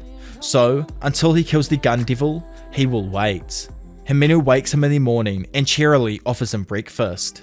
Now, out on the balcony, Himeno tells him she doesn't remember anything from the previous night, and asks if she forced herself on him. Denji informs her he refused her advances as he's saving himself for Makima, and she expresses her relief as she didn't want to get arrested for sleeping with a minor. She asks whether Denji is serious about liking Makima, despite her poor personality. Denji reaffirms this by stating that he likes crap, and Himeno happily offers to help the two get together. The two agree upon a top secret alliance, whereby she will aid him in return for him helping her get with Archie. Denji curiously asks what she likes about Archie, to which she says that it's his looks, and because of this, a very sly looking Denji says that he's in on the alliance.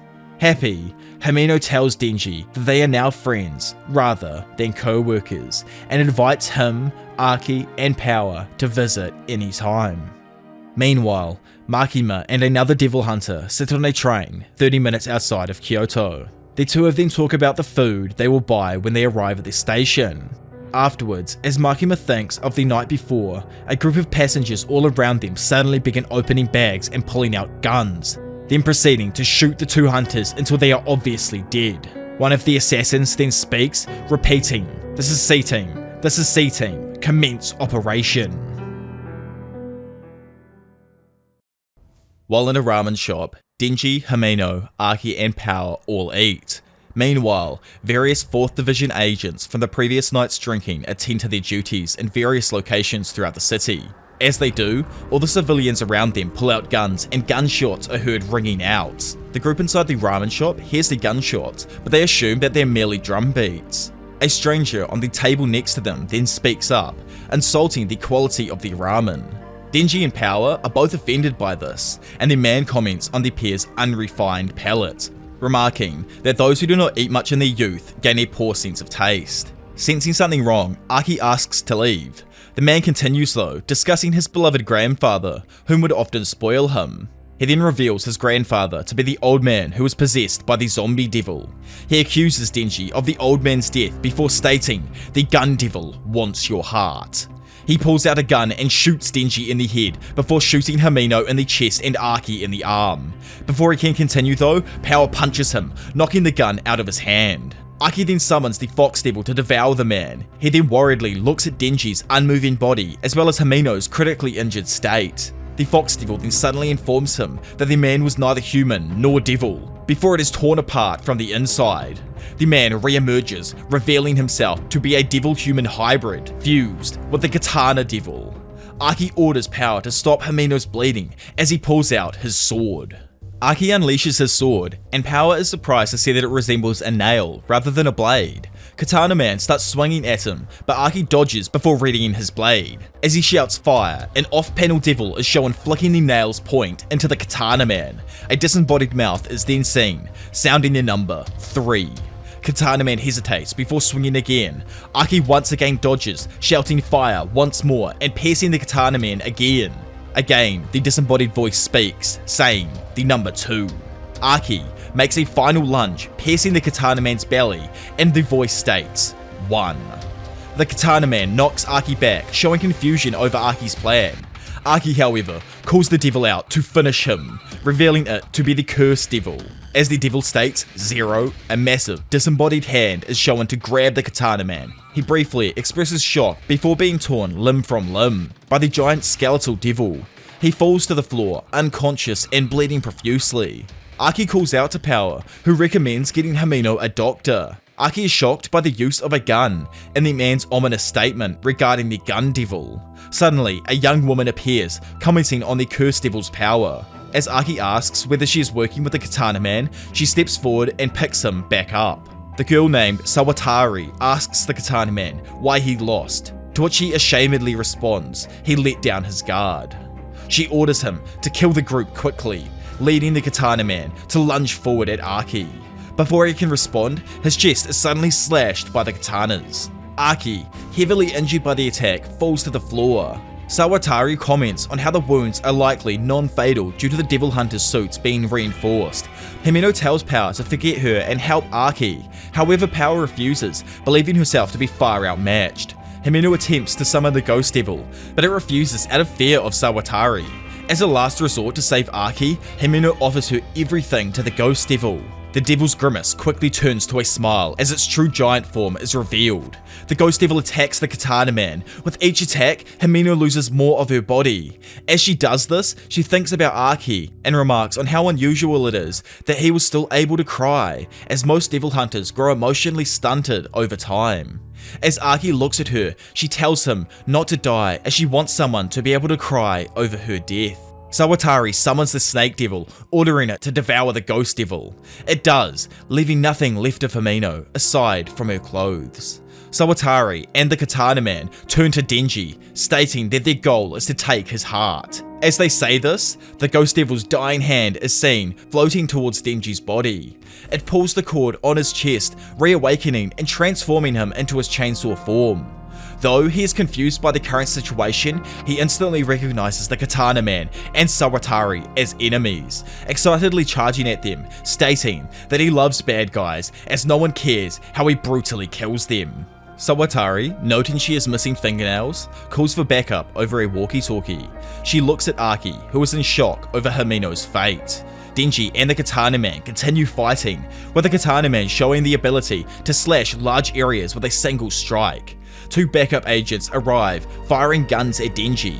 Though he is shot, he is able to knock both down and takes one as a hostage. Angrily, the Katana Man slices through both of them, cutting them in half at a speed Denji was unable to register.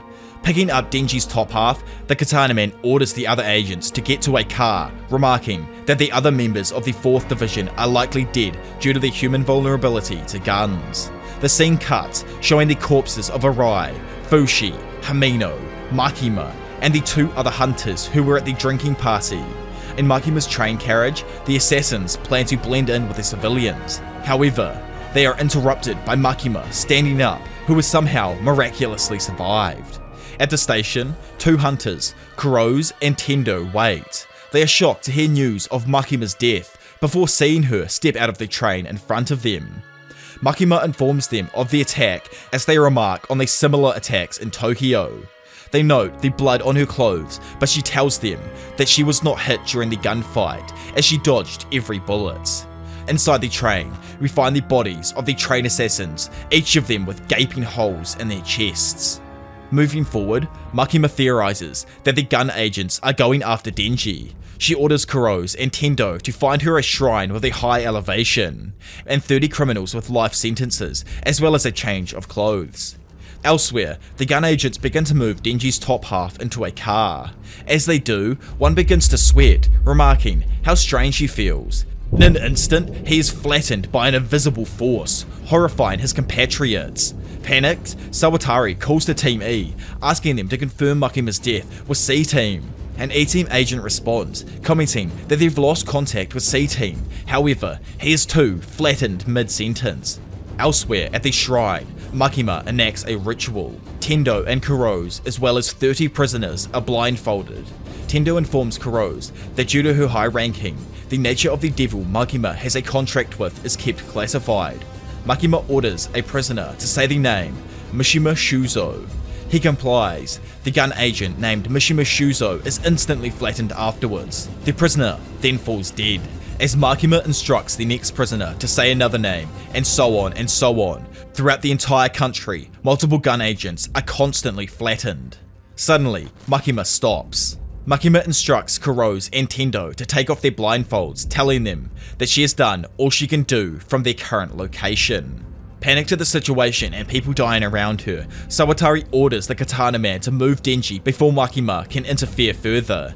As he does, he suddenly sees a figure moving towards them, which is Kabini, clutching a knife. A flashback shows that whilst on duty together, Arai was shot by an elderly gun agent. In his last moments, he threw himself in front of Kabini, shielding her from being killed as well. Kabini asks Sawatari and the Katana Man whether they are gun agents, and unnerved, Sawatari summons the Snake Devil's tail to attack her. She swiftly dodges it though, before running along its body towards the pair. Before the Katana Man could shoot at her, she deftly slices his arm off, grabs the gun and shoots him in the back. She then turns her aim to Sawatari. Sawatari fires at her, but she uses Denji's reinforced chainsaw head to deflect the bullet. Sawatari grabs the Katana Man and drags him into the car, driving away. Kumini looks down at Denji's unconscious torso and apologizes for trying to kill him in the past. She slowly begins to laugh, growing slowly hysterical as she remembers Arai's dead body, before deciding she plans to tell Himeno that she quits. At a similar time, arriving in Tokyo, Makima is greeted by Madoka. He informs her that almost every agent in Divisions 1 through 4 were killed. He states that the orders from the top of the organizations and that all divisions will be merged and placed under Makima's control. The news causes her to smile calmly. Madoka, anticipating a coming conflict, quits on the spot. As he leaves, he asks Makima one more thing: how much of the events she had anticipated, but she merely responds that she is unable to share classified details with a civilian. Awakening in a hospital bed, Aki turns to see Denji and Power at his bedside. Reading manga and arguing over apples, Aki asks who of the 4th Division survived, with Denji responding that only Kabini and Madoka made it, but Madoka had instantly quit. Denji and Power then turn to leave, as they were summoned by Makima. However, noting Aki's quiet despondence, Denji leaves him an apple. Now alone in his room, Aki unsheaths the cursed sword and asks the cursed devil how long he has to live. It responds that he has 2 years. Aki then picks up a cigarette. However, remembering Himeno, he drops it and breaks down crying. Outside the room, Denji looks through the window, hoping to collect the manga that he had left in there. He begins to walk away, before suddenly realizing that despite his attachment to Himeno, her death has not caused her to cry or feel any real sadness. He thinks back to the sadness he felt after Pochita's death, and realizes that neither Power nor Aki's death would make him cry. He thinks that even if Makima were to die, though he would be depressed for a short while, he would get over it surprisingly quick. Troubled by these thoughts, he wonders if giving his heart to a devil truly robbed him of his humanity. Resolving not to think about such depressing topics, he and Power leave to meet with Makima. As they do, Tendo and Kurose enter Aki's room to instruct him regarding the changes to the 4th Division. Meanwhile, Makima explains to Denji and Power that the Bureau believes enemy forces are targeting Denji specifically. As such, they have prepared a training course for the two of them. She begins to introduce them to Kishibe, but is interrupted by him. He asks them of their thoughts when their comrades died, to which they state that they pretty much felt nothing. He then asks them of their desire for revenge, which they both rebuff. Lastly, he asks them whether they're loyal to humans or devils, to which they both respond, whomever will give them the best deal. Hearing this, Kishibe expresses a satisfaction with their responses. He steps forward and puts his arms around Denji and Power's shoulders, stating that their training has started. Makima turns to leave as Kishibe explains that he is a devil hunter working with a special 1st Division, and asks that they call him Master. He then informs the pair that he enjoys booze, women, and killing devils, before he begins to calmly choke the two of them, then snap their necks. Kishibe drops Power and Denji to the floor, explaining that their basic body structures are identical to humans, and as such, he snapped their necks, paralyzing them. He then gives them blood, explaining that unlike humans, it is all they need to recover from most of their injuries. Kishibe explains that he is the strongest devil hunter, and as such, he believes that in order to train the two of them, they need to reach a point where they can beat him in a confrontation. Denji and Power move towards him, preparing to fight. However, Kishibe swiftly stabs Denji in the head and back before slitting Power's throat. He comments on their inhuman intuition to try and attack him without a moment of hesitation. He states that since he was a child, he always hoped for a toy that wouldn't break, before promising to turn the pair into the baddest of the badasses. Meanwhile, in his hospital bed, Aki is surprised to find he is unable to summon Kon. Kurose remarks that the devil is likely angry for being killed, and as such, likely to never respond to him again. Tendo asks of Aki's lifespan after using the Curse Devil, but he interrupts and asks of their intentions with him. They reveal that due to the worsening of the Devil crisis and massive losses to the organization, the Bureau intended to request he makes a deal with a massively powerful devil to help gain an advantage. They then give him the choice to quit and live in a more peaceful life. However, he refuses, seeking revenge against the Gun Devil for killing his family and the gun agents for killing Himeno. As Kuro's and Tendo leave, an unseen woman enters, surprising Haki. That night, Kishibe decides to stop the training so that he can go home and sleep. Denji collapses from exhaustion as Power gives him some of her blood to heal him. The pair walk home, bloodied and tattered. Power comments on how Denji likely died 20 times and she was knocked unconscious the same amount. The two consider running away, with Denji noting that fighting without enjoying himself is the worst. Suddenly, Power suggests that rather than using brute force, they try and outsmart Kishibe, causing the pair to grow excited and remark that they feel smarter already. Kishibe walks towards Denji and Power's apartment, annoyed at them for being late to training. From inside, Power smells his presence as the pair, now wearing glasses, move to put their super genius strategy into action.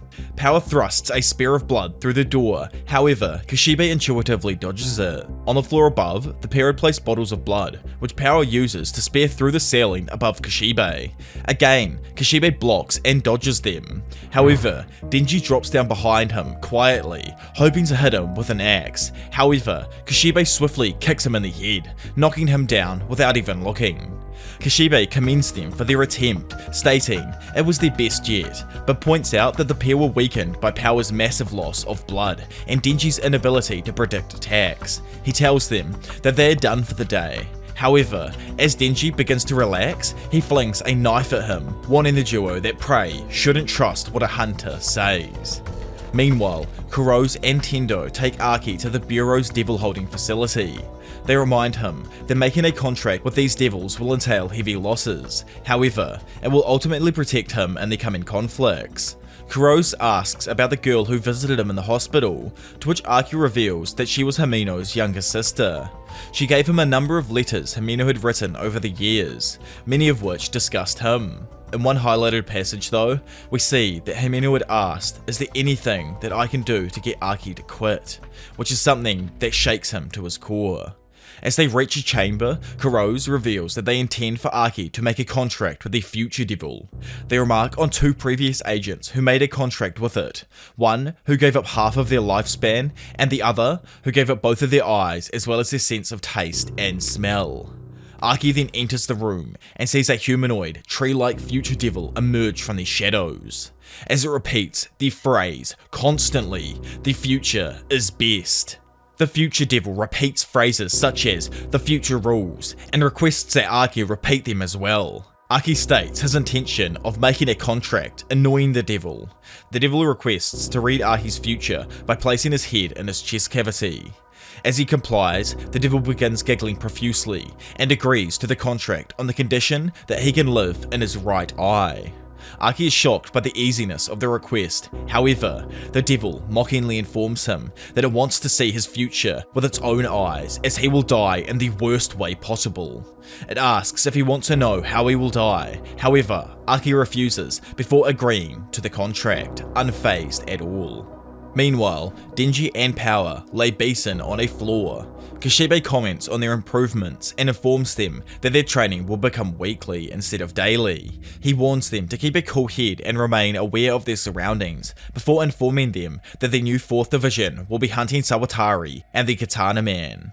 Kishibe informs them that if the mission fails, the 4th Division will be shut down, and he'll be forced to kill them. Denji happily remarks though that if they were to fight, he'd spare Kishibe as thanks for making him stronger and moving him closer to the goal of dating Makima. Later, Kishibe sits down to drink with Makima. He remarks his unhappiness with the continuing Denji and Power's training due to his growing attachment towards them. He then questions Makima on her pre-existing knowledge of the attacks, remarking that as long as she's on humanity's side, he'll look the other way. Makima states her goal as being to save as many people as possible and increase the prestige of the 4th Division.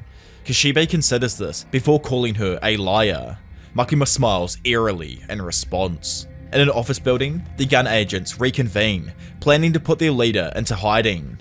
Sawatari points out the pointlessness of hiding, given Makima's power. Hearing this, the Katana Man agrees, intending to kill Denji with his own hands.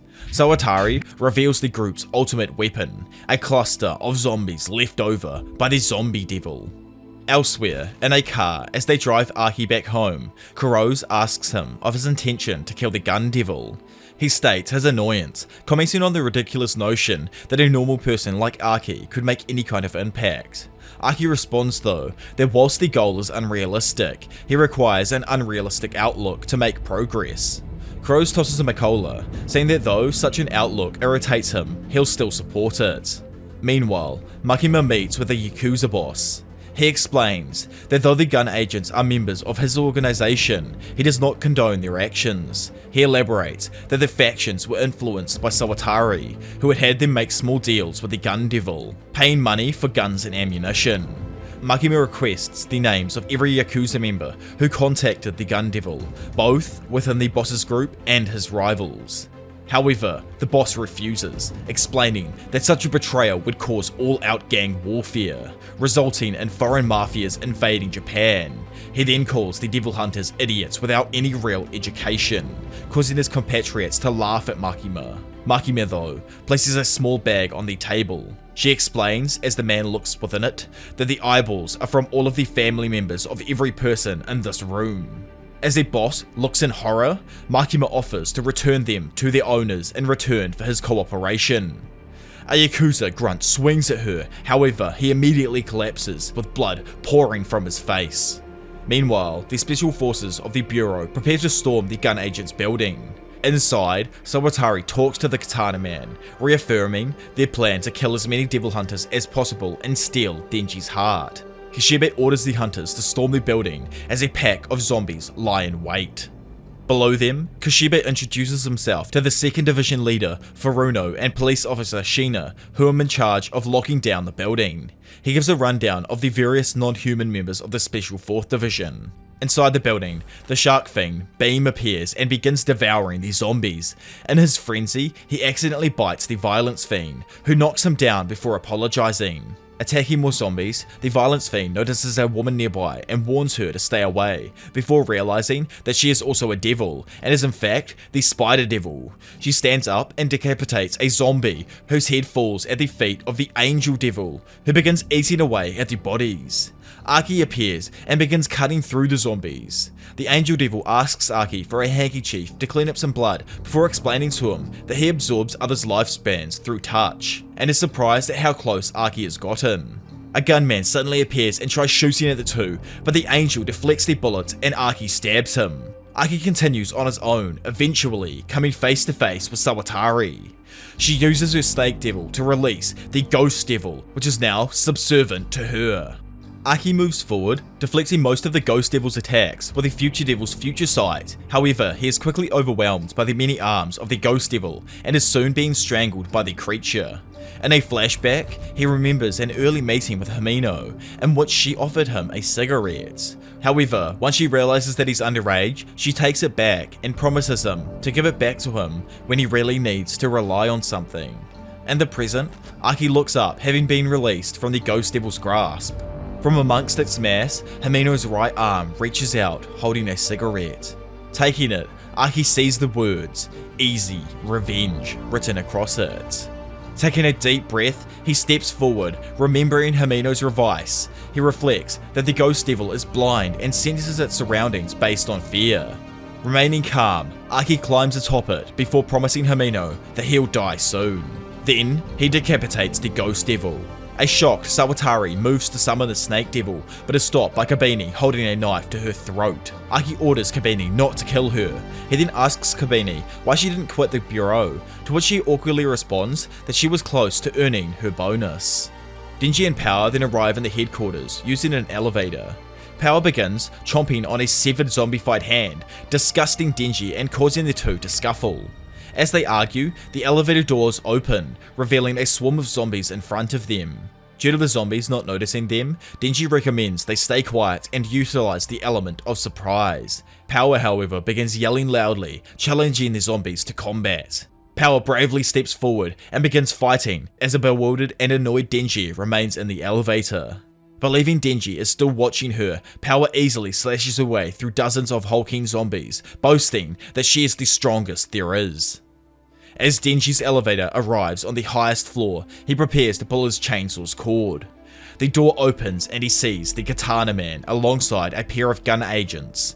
The Katana Man asks him to pause so he can ask a few questions. He explains the group's desire for compensation over the old man's death, with Denji frustratedly explaining that the old man was zombified when the devil killed him. However, he doesn't believe this. Instead, the Katana Man asks Denji whether he truly felt nothing when killing the zombies, reminding him that they used to be humans. Denji, though, repeats that he felt nothing. The Katana Man then reveals that despite giving his heart to a devil, unlike Denji, he still feels guilt over killing zombies, explaining that Denji is the only devil-human hybrid without a sense of conscience. He requests Denji to accept his death as a form of mercy killing, but Denji casually responds that he doesn't wanna, and an irritated Katana Man takes off his hand and begins to transform in front of him.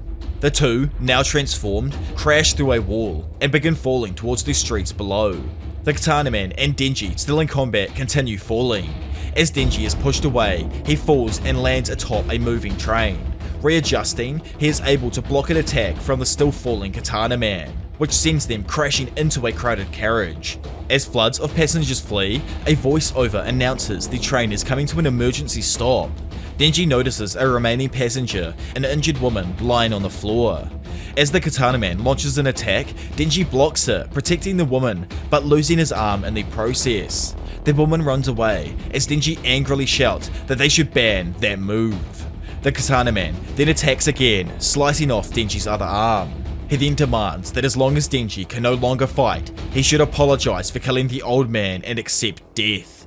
However, Denji refuses, stating that as long as he has his chainsaw on his head, he can still fight. The two clash again, however, the impact causes the blade on Denji's chainsaw head to shatter. The Katana Man again demands an apology in return for a swift death. But this time, Denji reveals that the Katana Man was so distracted with anger that he didn't notice being sliced in half by Denji's leg.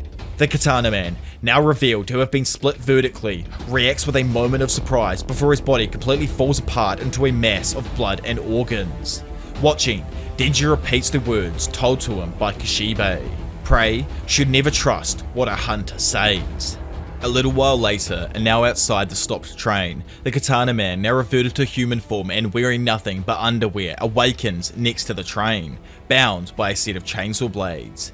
A shirtless Denji stands over him, expressing his surprise over his speedy recovery. An infuriated Katana Man threatens to kill him, but Denji rebuffs it, calling him a loser. Denji states that he is waiting for the police to come and arrest him. However, he notes that he is unwilling to accept the Katana Man merely facing imprisonment after being responsible for Himeno's death. As Arki arrives, Denji announces he's planning a tournament as revenge. Denji asks Arki if he'd like to join in on the tournament, stating that he shot Himeno, so his punishment should be nut shots. He then reveals the rules of his tournament, taking it in turns to kick the Katana Man in his testicles, with whomever can make him scream the loudest before the police arrive being crowned the winner. Loudly sighing, Arki states it's not their job to torture him, and Himeno would be unhappy with such actions. However, after looking at the cigarette he was given by the Ghost Devil, he rolls up his sleeves and asks about the reward for the winner. Denji responds that they get to keep the remains of his testicles. Somewhere across the city, the remaining gun agents are rounded up while the Angel Devil looks into the distance. The scene returns to the Katana Man screaming in pain as Arki and Denji excitedly beat into him. As he kicks him, Arki thinks of Himeno, stating that his screams of pain are their requiem for her. Elsewhere, Makima reports the events of the day to the Bureau. They question why the gun agents desired Denji's heart, but Makima reveals that the Snake Devil killed Sawatari before she could be questioned, likely as a part of their contract. Makima reveals though that with the Gun Devil's fragments they've collected from the gun agents, they have a mass large enough to begin indicating the location of the Gun Devil. That night, Denji has a dream of standing in front of a door. He notes that the dream is reoccurring. From the other side, an eye looks in, as Pachita's voice repeats his name. Happily, Denji asks Pochita to enter so he can pet him. However, Pochita ominously tells him to never open this door. Denji then awakens in a cold sweat. He looks over and sees Archie and Power napping beside him. Power is reawakened by Denji's shouts, sitting up and revealing that she has grown several new horns. Commenting on them, Power responds by punching him. The knock is powerful enough to send him flying across the room and surprise the both of them. Later on, while observing Power's new enlarged horns, Makima informs Denji that she has ingested too much blood from the zombies and requires some to be drained in order to decrease her strength to make her less unruly. Denji agrees, causing Power to nervously sweat. Makima reveals that whilst Power is busy, he has been partnered with a shark fiend called Beam. Beam then suddenly appears from the floor, attempting to hug Denji, but a surprised Denji knocks him down. Makima states that Beam has a distinct fondness for Denji and has promised to follow any of his orders. Noting Denji is in a bad mood, Makima invites him out on a date. The next day, Denji excitedly waits for her to arrive, arriving several hours early. Makima also shows up early and reveals that the pair are going to have a movie marathon at a local cinema, non-stop until midnight. During the first film, Denji notes that he isn't laughing with the rest of the audience. Looking at Makima, he sees that she is not laughing either.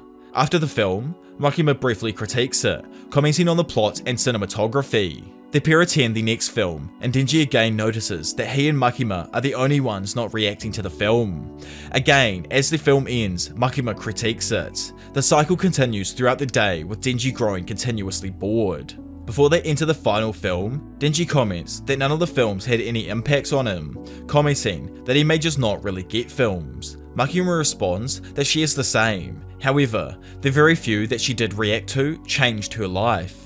As they view the next film, Denji is shocked to find himself crying at a seemingly trivial scene. Looking at Makima, he sees she is also silently crying. The two then leave the cinema in good spirits, talking about how they enjoyed the last film. Denji questions Makima as to whether she believes he has a heart, and in response, she leans in and listens to his heartbeat, before telling him that he certainly does. She smiles and walks away, leaving Denji blushing in the middle of the street. So after Makima leaves, Denji walks down a street, happily thinking of the date. Noting a charity stand, Denji donates money as a sign of his newfound heart, and is given a flower as thanks. He happily walks away, munching the flower to the complete bewilderment of the girl at the stand. While walking, Denji thinks of how Makima's words were able to calm his pent-up concerns. He assures himself that he will use the wish that she promised him, and thinks on how she will be the only girl he will ever be romantically interested in. Suddenly, it begins raining and Denji decides to run for cover. He tries to wait out the storm in a telephone booth, when a young woman suddenly enters, surprising him. She apologizes and begins laughing, much to his confusion. Gradually though, her laughter turns to tears, before saying that his face reminds her of her deceased dog. Denji suddenly begins gagging and pulls the flower out of his throat, presenting it to the girl. She thanks him and smiles, and as the rain stops, she invites him to visit her workplace, a cafe called Futamichi. Arriving at her work, she puts on an apron and notices that Denji is already waiting for her. The girl sits next to him, ordering a pair of coffees for the two of them. While drinking, she laughs and flirtatiously touches his shoulder. She then introduces herself as Reize, with Denji also introducing himself. Okay, quick note. I know I always get names wrong here, but like, literally, I don't know why. I don't know how to pronounce her name. It's a mind twister for me right now, to be honest. Anyway, back to the story. Denji worriedly thinks of Makima as he realizes that his feelings for Reize are growing suspiciously fast. Meanwhile, Archie is on duty with the Angel Devil, hoping to kill more devils and earn respect within the Bureau, so as to be put on the Gun Devil task force. The Angel Devil complains though, instead wanting to sit and just eat ice cream, but Archie warns him that a lack of cooperation will lead to the Angel's extermination. Considering this, Angel concludes that dying is slightly more effort than work, and agrees to move. In a flashback, we find Makima introducing the Angel Devil to Archie. Makima explains that the Angel Devil is the most powerful hunter besides Kishibe. She elaborates more that he has the ability to absorb the life force of anyone he touches, transforming them instead into weapons with powerful properties. Going on to say that when he was discovered, he'd absorbed an entire village. Later, the pair stand over the corpse of a devil that they had just killed. The Angel Devil discovers the dying body of a civilian devil hunter, and Archie requests that the Angel Devil should kill the man painlessly, but he refuses, stating that as a devil, he believes all humans should only suffer as they die. So instead, Archie kills the man, and the pair calmly conclude that neither of them can get along on a personal level. Over with Denji, he returns back to the cafe, unsure of whether his heart lies with Makima or not. As he enters, Reze comments that he's eaten here every day that week. She then invites him to sit at her table, and he mentions how he is unable to read. He reveals that the only kanji he can write is balls, causing her to crack up laughing. He states his desire to learn how to read, and hearing this, Reze moves in closer and invites him to attend night school with her. Nervously and extremely flustered, Denji then accepts. Elsewhere, a scarred, half-naked man looks down into a water-filled sink. He speaks to the Typhoon Devil, asking why the devils desire the Chainsaw Devil's heart. From in the sink, the Typhoon Devil's voice emerges, responding that he doesn't need to know, instead only reminding him of the terms of their contract, which is the complete use of its powers forever, in return for Denji's chainsaw heart. However, the man still isn't pleased, and he goes on to tell a story about how he killed a highly feared Chinese devil hunter by kidnapping, murdering, and skinning his entire family. After that, the devil hunter simply let him kill him without even a fight. Later that night, Denji and Reze walk through the empty school. Reze comments that she's scared and asks to hold Denji's hand. Denji agrees whilst also internally apologizing to Makima. Later, and sat in a classroom now, Reze pretends to teach Denji some simple, nonsensical facts such as 1 + 1 = 2, and how to write the phrase big dumpy in English. She comments on the lack of education, asking whether his life as a devil hunter is truly good for him. He responds though that his job allows him 3 square meals and a bed, but Reze reminds him that those are the bare minimal acceptable living conditions in the first place. Then noting Denji's growing uneasiness, Reze suggests that they go swimming. Now by the pool outside, Reze strips down, completely nude. Denji admits he doesn't even know how to swim, but instantly strips down as well.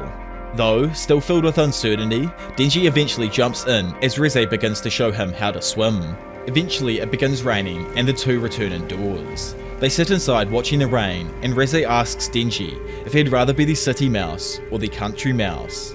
Meanwhile, Archie and the Angel Devil are still talking. Angel explains that the country mouse lives in a safer, yet less fulfilling life, whilst the country mouse lives in a more dangerous but more enjoyable life. Angel elaborates that he'd rather be a country mouse, however, was brought by Makima to the city and forced to be a city mouse. At the same time, Denji concludes that he'd rather be a city mouse, as his only real desires are for food and entertainment, regardless of the danger. After hearing this, Reze invites him to a food festival that is taking place the next day. She then leaves to use the bathroom. After she leaves, Denji quietly calls her "so freaking cute" under his breath. As Reze walks the corridor alone, she is approached by this scarred man wielding a knife. At the same time, Denji begins to panic as he realizes he now sees Reze standing alongside Makima when he closes his eyes. I really hope I'm pronouncing her name right, because in my head it just doesn't even feel right now. Meanwhile, Reze is chased outside onto a rooftop. She asks who the scarred man is, but he merely responds that she is the cheese to act as bait for Denji. He then informs her that he plans to peel her face off and gouge out her eyes in order to torture her and control Denji. As he lunges at her, she swiftly dodges his attack though and swings onto his back and then begins choking him out with little effort. As he slowly starts to die, she sings him a sweet Russian lullaby. As Reze stands up, she calmly looks down at the Typhoon Devil in a nearby drain. The devil apologizes to her, calling her Miss Reze, and she promises to overlook its accidents in return for removing the scarred man's corpse. Swiftly, she then returns to Denji with a beautiful smile on her face. The next day, the two hang out at the festival. In the evening, they climb atop a hill to view the fireworks. Turning to him, Reze asks him to quit devil hunting and run away with her, promising to make him happy and protect him. Heavily conflicted, Denji asks why Reze wants to run away with him, with her telling him that she likes him. Though Denji admits he's tempted, he explains that he's grown more happy with his current situation, his increasing position amongst the Bureau, as well as bettered relationships with Archie and power. He admits these are not things he's willing to give up on so easily. He asks if he can still see her despite this, but she asks if he is someone else he likes before grabbing him intensely and kissing him. However though, and running with the tradition of Denji having bad luck, he falls backwards and it is revealed that Reze had bitten off his tongue. Instantly, Denji moves to try and pull his cord, but Reze swiftly slices off his hand before he could do so. Then kneeling in close and holding him gently, Reze kisses him again, before apologizing and calmly telling him she intends to take his heart. But before she can even move, the actual goat, who I completely forgot about, Beam, bursts through the floor and grabs his best boy Denji, then without hesitation, fleeing with him down the hill. As he runs, Beam curses at himself for not recognizing her smell, the smell of a bomb. As he says this, she pulls the pin out of her choker and her head and right arm explode. They then quickly reform, revealing her transformed state, which is that of a bomb devil hybrid. She screams at Beam, calling him a thief, then uses a powerful blast ability to launch herself flying towards the duo, crashing in front of them seemingly in an instant. Still clutching Denji, Beam attempts to flee from Reze. However, she is able to use powerful explosive blasts to launch herself in front of him and block his path. She offers to let him go in return for Denji. However, Beam growls and transforms into a giant shark-headed creature. Yet, and seemingly with little to no effort, Reze touches his face though, hitting him with an explosion, knocking him down. A trio of private devil hunters then appear and report the situation over a walkie-talkie. Snapping her fingers, Reze explodes the three of them before turning back and noticing that Beam had already fled with Denji. Nearby, at the 2nd Division's training facility, Archie spars with some hunters. One hunter, Nomo, thanks him for the training before requesting he work for them and promising him a high-ranking position in 5 years. As they leave, the Angel Devil asks Archie why he didn't mention his short lifespan, revealing that power informed him of it. The Angel Devil calls Archie lucky, revealing his desire to die as so to avoid effort. Suddenly, Nomo rushes around the corner, requesting their aid. At the entrance, they see a heavily injured Beam clutching Denji's tattered body. Beam informs Archie that the bomb hybrid is coming and reveals the bomb devil to be the gun devil's partner. When Archie questions why he knows this information, Beam reveals he promised Makima he wouldn't tell under threat of death. Nomo then notices a young girl, a human form Reze, approaching the facility. She requests their aid, claiming to have been attacked by a devil. However, Nomo notes a wide smile on her face. As they move Denji and Beam, Nomo comments that Reze seems familiar, asking Archie if he recognizes her. Noting that they won't simply let her enter, Reze prepares to pull out the pin in her neck, commenting that she'll have to massacre them all instead. Before Reze can attack, two hunters, Kato and Tanabe, use an unknown devil's ability to grow mold in her heart and intestines, stunning her as she coughs up blood. They comment that the mold will continue to grow even if she regenerates, as the pair plan to stall her until she is consumed. In retaliation, Reze fires a blast at her own head, decapitating herself. Reze's still moving torso flings the head at the devil hunters. As the head says boom, it releases a sudden burst and transforms into the fully formed bomb hybrid. Whilst the hunters are distracted by the attack, the torso runs towards them. Nomo attempts to stop her, using the fox devil to attack. However, the torso dodges and grabs him before exploding. Numerous hunters are then seen dead as the reformed Reze continues the assault, blasting away the other survivors. Nomo though, having survived the explosion on him, attempts to attack again. Yet again though, Reze dodges each hit, but before she can execute him, the 2nd Division Lieutenant appears, summoning Kon to swallow her whole. The success was in vain however, as Kon quickly disappears, leaving the bomb devil to continue her assault. Meanwhile, Archie prepares to drive the Angel Devil, the unconscious Denji and Beam away from the building. He orders Angel to give blood to Denji, to which the Angel Devil reluctantly complies. But before they can start though, Archie complains of an unknown vision he just received from the future devil. Suddenly, as the car starts, Reze appears, clutching the severed heads of Nomo and the lieutenants. She explains that she killed the two of them as a sign of strength, stating that she'd rather not kill and asking the group to just leave Denji behind and flee.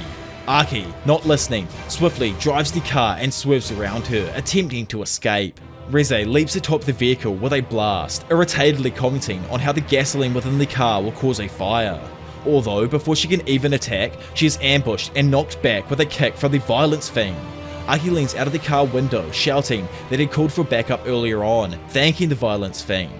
The Fiend kicks at Reze again, however, to his surprise, she is able to block his attack. Complimenting the Violence Fiend on its strength, Reze prepares to fight. Yet, the Fiend, noting how much weaker he is, calls out Kabini, stating that the Bomb Devil is stronger than them and it's actually time for a tactical retreat.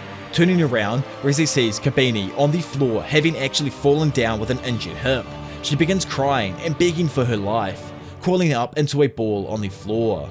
Luckily though, as she sobbed, Reze spared her and chased after Denji. In the car, Archie continues driving down a packed motorway. Looking out the window, Angel sees Reze moving through the sky, blasting herself towards their position. She lands on a large truck immediately behind them as Denji awakes from his daze, gasping for air. Archie tells the others that as a last resort, he'll ram the car directly into her as their main goal is to keep Denji away from her. However, not listening, Denji transforms into the Chainsaw Devil, slicing his way through the car as he begins to rampage towards her. Now facing the Bomb Devil, Denji angrily screams, telling her that every woman he has ever met has tried to kill him, then proceeding to ask why are so many people interested in the Chainsaw's heart but not him. Reze asks him that her feelings for him were genuine, causing Denji to hesitate for a moment. Yet, Archie yells out to him, snapping him back to reality, and telling him not to be so damn gullible. Denji comments that he no longer needs her as he actually has Makima. Reze shows surprise before saying that the two running away together would have been meaningless if Makima held influence over him. Now, just pissed off, Denji yells that he doesn't want anyone else to die because of him and instead only plans to capture her before he launches himself directly at the Bomb Devil. Entering combat, Reze immediately erupts, destroying the truck her and Denji were standing on. Being knocked backwards into a building, Denji is also punched in the face by Reze and is flung back even further. She then begins chastising him. Going on to prove her point, Reze reveals she allowed Denji to actually slice off one of her fingers, which is now caught on Denji's chain. Instantly, the severed finger then explodes, catching Denji off guard. As Reze looks into the cloud of smoke left by the blast, Denji leaps out and attempts to attack her again. Nevertheless, Reze's reflexes prove to be too quick as she blasts the pair up into the sky. Moving through the air, Reze transforms her leg into a missile, immediately launching the two back down to the ground again, and literally tearing Denji's torso apart. Below, as blood-covered civilians look on, Reze picks up Denji's severed torso and blasts it, rendering it into nothing but a heap of blood and smouldering flesh. As Reze moves through the ruined building, she steps over corpses, leaving behind a number of injured survivors. It is then revealed that that sneaky old Archie is actually hiding amongst the corpses, pretending to be dead. As Reze moves past him, he quickly stands up and slices off her arm, causing her to drop Denji. Archie moves in to attack Reze again. However, after seeing a vision from the Future Devil, he instantly moves back and begins to dodge her attacks. In retaliation, Reze transforms her arm into a missile and hits the ground, causing a massive explosion. She is knocked back by her own blast, but luckily for Archie, the Violence Fiend arrives, managing to grab and pull him out of the blast into safety. The Violence Fiend apologizes for his poor timing, but Archie jokingly comments that he's never been so glad to see a damn devil. As the two look to Reze, she pauses and asks for a timeout, commenting that she has lost a lot of blood and a 2 against 1 fight in these conditions is just unfair. Randomly, the Fiend agrees, asking Archie if they should accept a handicap in the fight. However, Archie just flat out refuses. Reze then reveals her hesitation was merely a ploy, as now a monstrously massive Typhoon Devil appears, crashing through a nearby building and offering to enter the fight and assist her. Nearby, the Angel Devil moves through the rubble, absorbing the life of the dying victims. Moving over to Denji's torso, which is now being clutched by the BFF Beam, Angel gives him blood, restoring our boy back to full strength. Beam is delighted, commenting on how Denji is super cool. Angel tells Denji he needs to choose whether he wants to die and give Reze his heart, or kill her. Denji thinks on this for a moment before deciding to kill her, stating that it's an easy choice. Denji worries about Reze's enormous strength, and the Angel Devil asks Beam for advice, commenting that he seems to have a greater knowledge of the Chainsaw Devil. Beam suggests that Denji should use his chainsaws to move more quickly by wrapping the chainsaws around objects and swinging from building to building. Denji grows excited at the prospect of expanding his power and orders Beam to transform into a shark. As he does, Denji jumps onto his back and uses the chains of his chainsaw as a set of reins, hoping to control Beam like a horse. Both Beam and the Angel Devil comment on this nonsensical method of movement. However, Denji ignores them. Instead, Denji sends Beam charging towards the enemy. As the two move forward, the Typhoon Devil greets them excitedly. As the combined strength of the explosion and typhoon send the others flying back, the Violence Fiend comments that they can do nothing now but simply watch the struggle between Denji, Beam, Reze, and the Typhoon Devil. In the battle, Denji moves in and is able to slice off the Bomb Devil's leg, but the Typhoon Devil gives her some of his juice, healing her. Both Denji and Reze express excitement over the insanity of their conflict. As the flurry continues, the Angel Devil is blasted back. Aki grabs his shirt, yet he also begins to lose his grip on the signpost he was holding onto for dear life. Angel calls out for him, telling him to just let go, as he has already accepted his death. As Aki begins to lose his grip on the Angel Devil's shirt, the Devil closes his eyes and thinks of a young woman from his past. Suddenly, Aki grabs the Devil's hand and pulls him back into safety. Pissed off though, the Angel Devil angrily asks him why Aki grabbed his hand, as doing so cost him another 2 months of his already short lifespan. Aki responds that if the Angel Devil were to die, he'd rather it were done at a distance, as he has had enough of watching people die in front of his eyes. Back in the conflict, Denji is able to easily slice the Typhoon Devil to shreds. Losing the sight of Reze though, she attacks the pair from above, blasting Denji and Beam into the ground. Crawling out of a semi-conscious Beam's mouth, Denji reveals that Beam took the brunt of the blast. Now standing up, he and Reze finally face just one another on a rooftop. Playfully, she asks him to give up. However, our boy, the legend, the frickin' Chainsaw Man responds that he doesn't wanna. Hearing this and pissed, Reze flicks a small blast at Denji, erupting his right arm and igniting him with fire. Moving in closer, an irritated Reze asks him to accept death. She comments that he has nowhere else to run, but Denji responds, saying that she had actually made a mistake, pointing out the ocean that is stationed behind them, reminding her that she had taught him how to swim. She flicks another blast at his other arm, and as the smoke clears, it is revealed that Denji managed to keep the arm attached to his torso by connecting the chain between his shoulder and forearm. Flinging the chains at Reze, he manages to wrap her up before suddenly leaping into the ocean with her, and because she is unable to explode whilst wet, she sinks to the bottom and becomes unconscious. The next morning, now after the fight, she reawakens in her human form, lying next to Denji and a sleeping Beam on a nearby beach. She asks him why he revived her, and he responds that he did it for his own sake, as he felt that allowing her to be captured or killed would haunt him.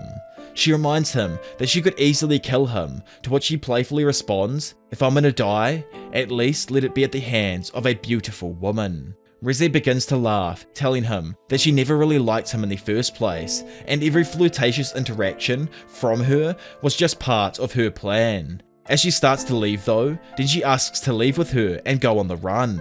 Confused and questioning him, he tells her that he genuinely likes her and reminds her that even if all her comments were a lie, she still taught him how to swim, which implies some kind of genuine affection. Reze moves closer to Denji, before swiftly snapping his neck and walking away. As she leaves him lying there, Denji calls out to her, inviting her to the cafe that day at noon, as she changes her mind about running away. Skipping forward now to later in that day, Denji packs his bags and heads out to the cafe. Elsewhere, Aki and Kishibe watch as the cleanup for the previous night's fights go on. Kishibe tells Aki a Russian urban legend of a USSR military branch that performs human testing on children. Explaining the story to be true, Kishibe reveals that Reze was actually one of those children, with her true name being Morimoto.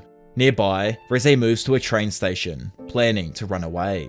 However, while sitting there at the station, she chooses not to actually enter the train and instead to walk to the cafe that Denji is at. As she moves through an alleyway towards it, she begins to smile with anticipation. However, suddenly a mob of mice run by her feet, forming a large pillar in front of her.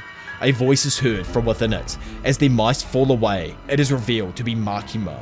She states that she refers the country mouse in reference to the conversation between Reze and Denji a few nights prior.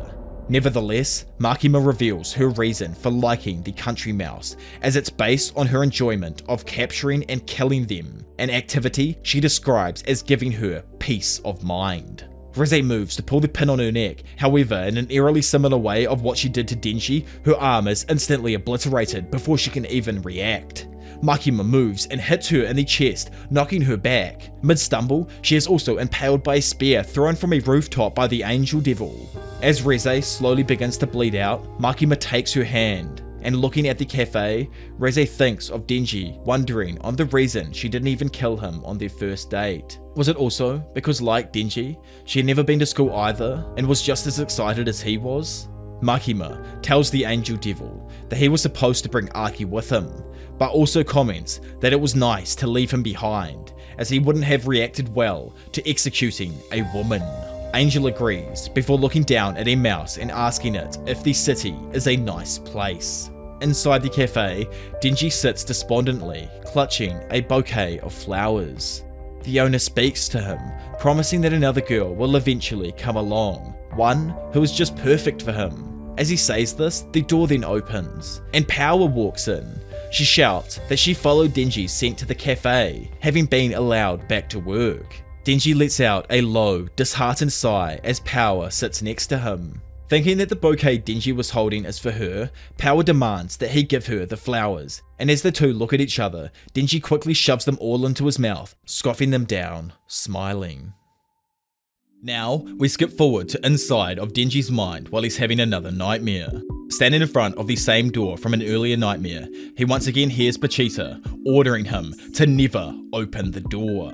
The next morning, at breakfast, Denji sits despondently as Power complains about Maui's newfound love of him. Denji ignores her, thinking of Reze and how his heart was truly and irreversibly broken by her this time. But when Makima later invites them all on a paid vacation with her, his mood does a complete Uno reverse gambit, which causes Denji to jump with joy.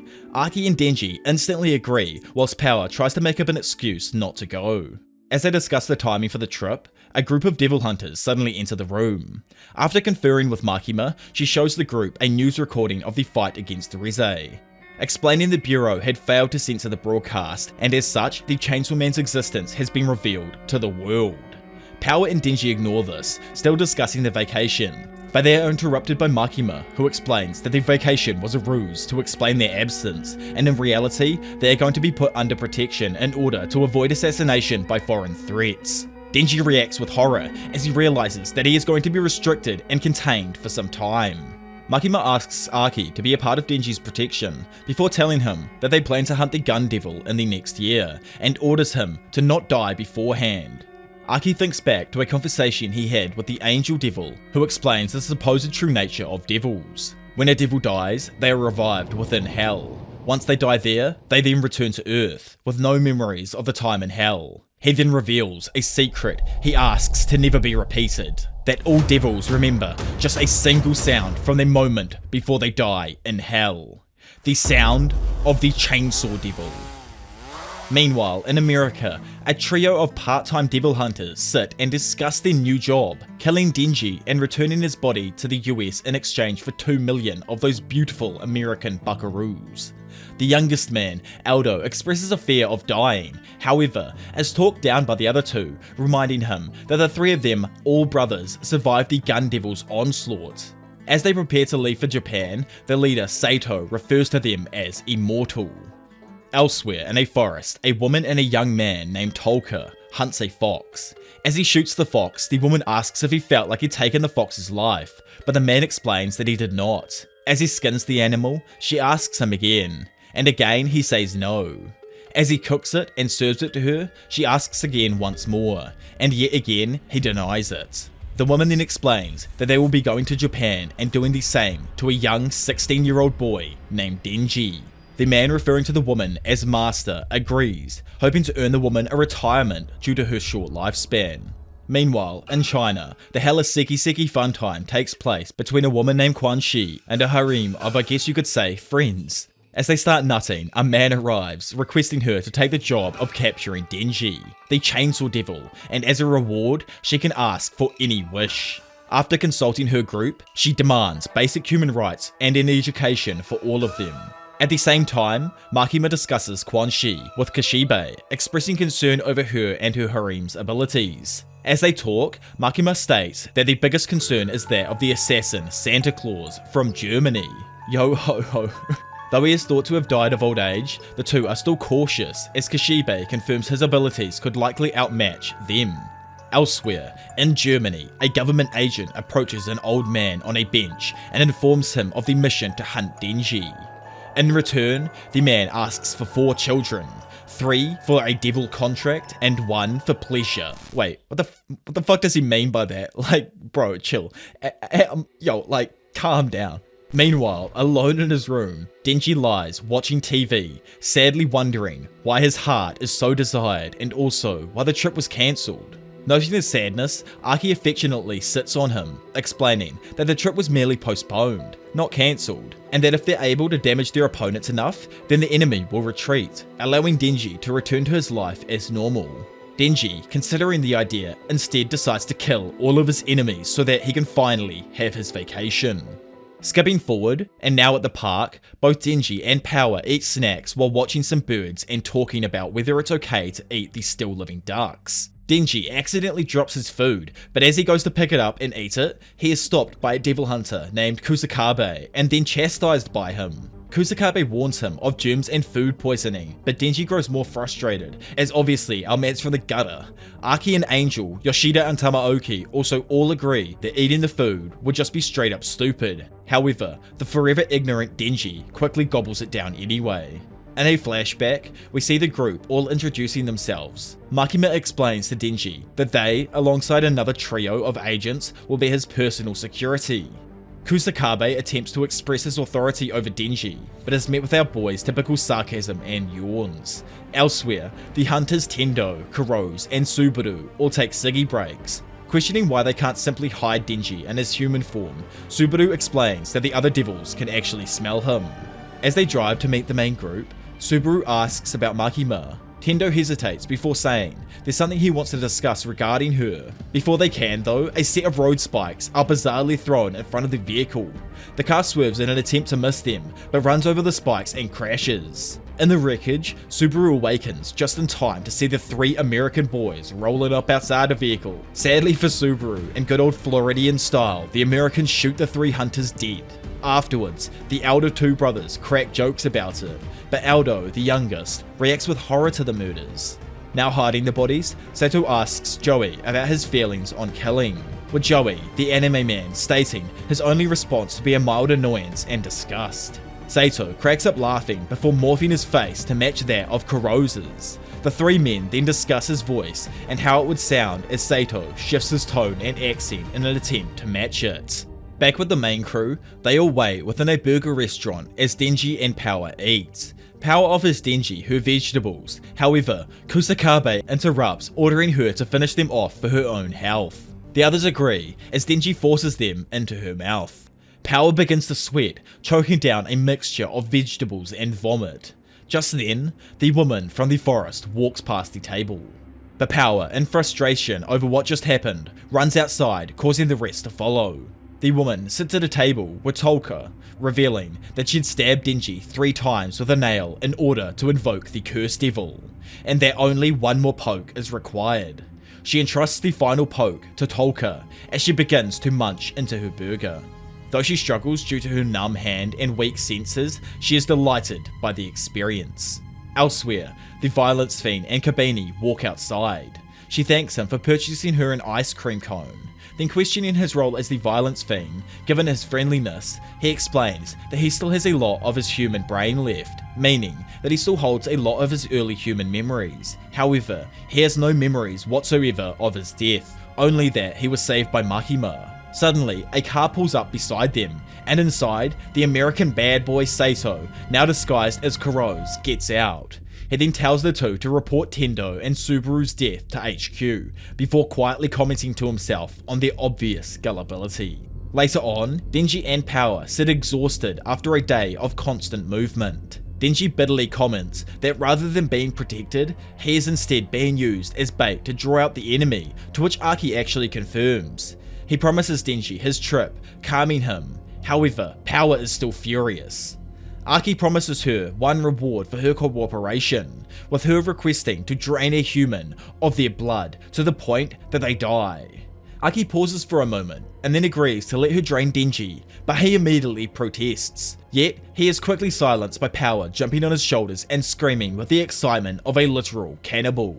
The violence fiend, Kabini, and the disguised American bad boy drive over to meet with the main group.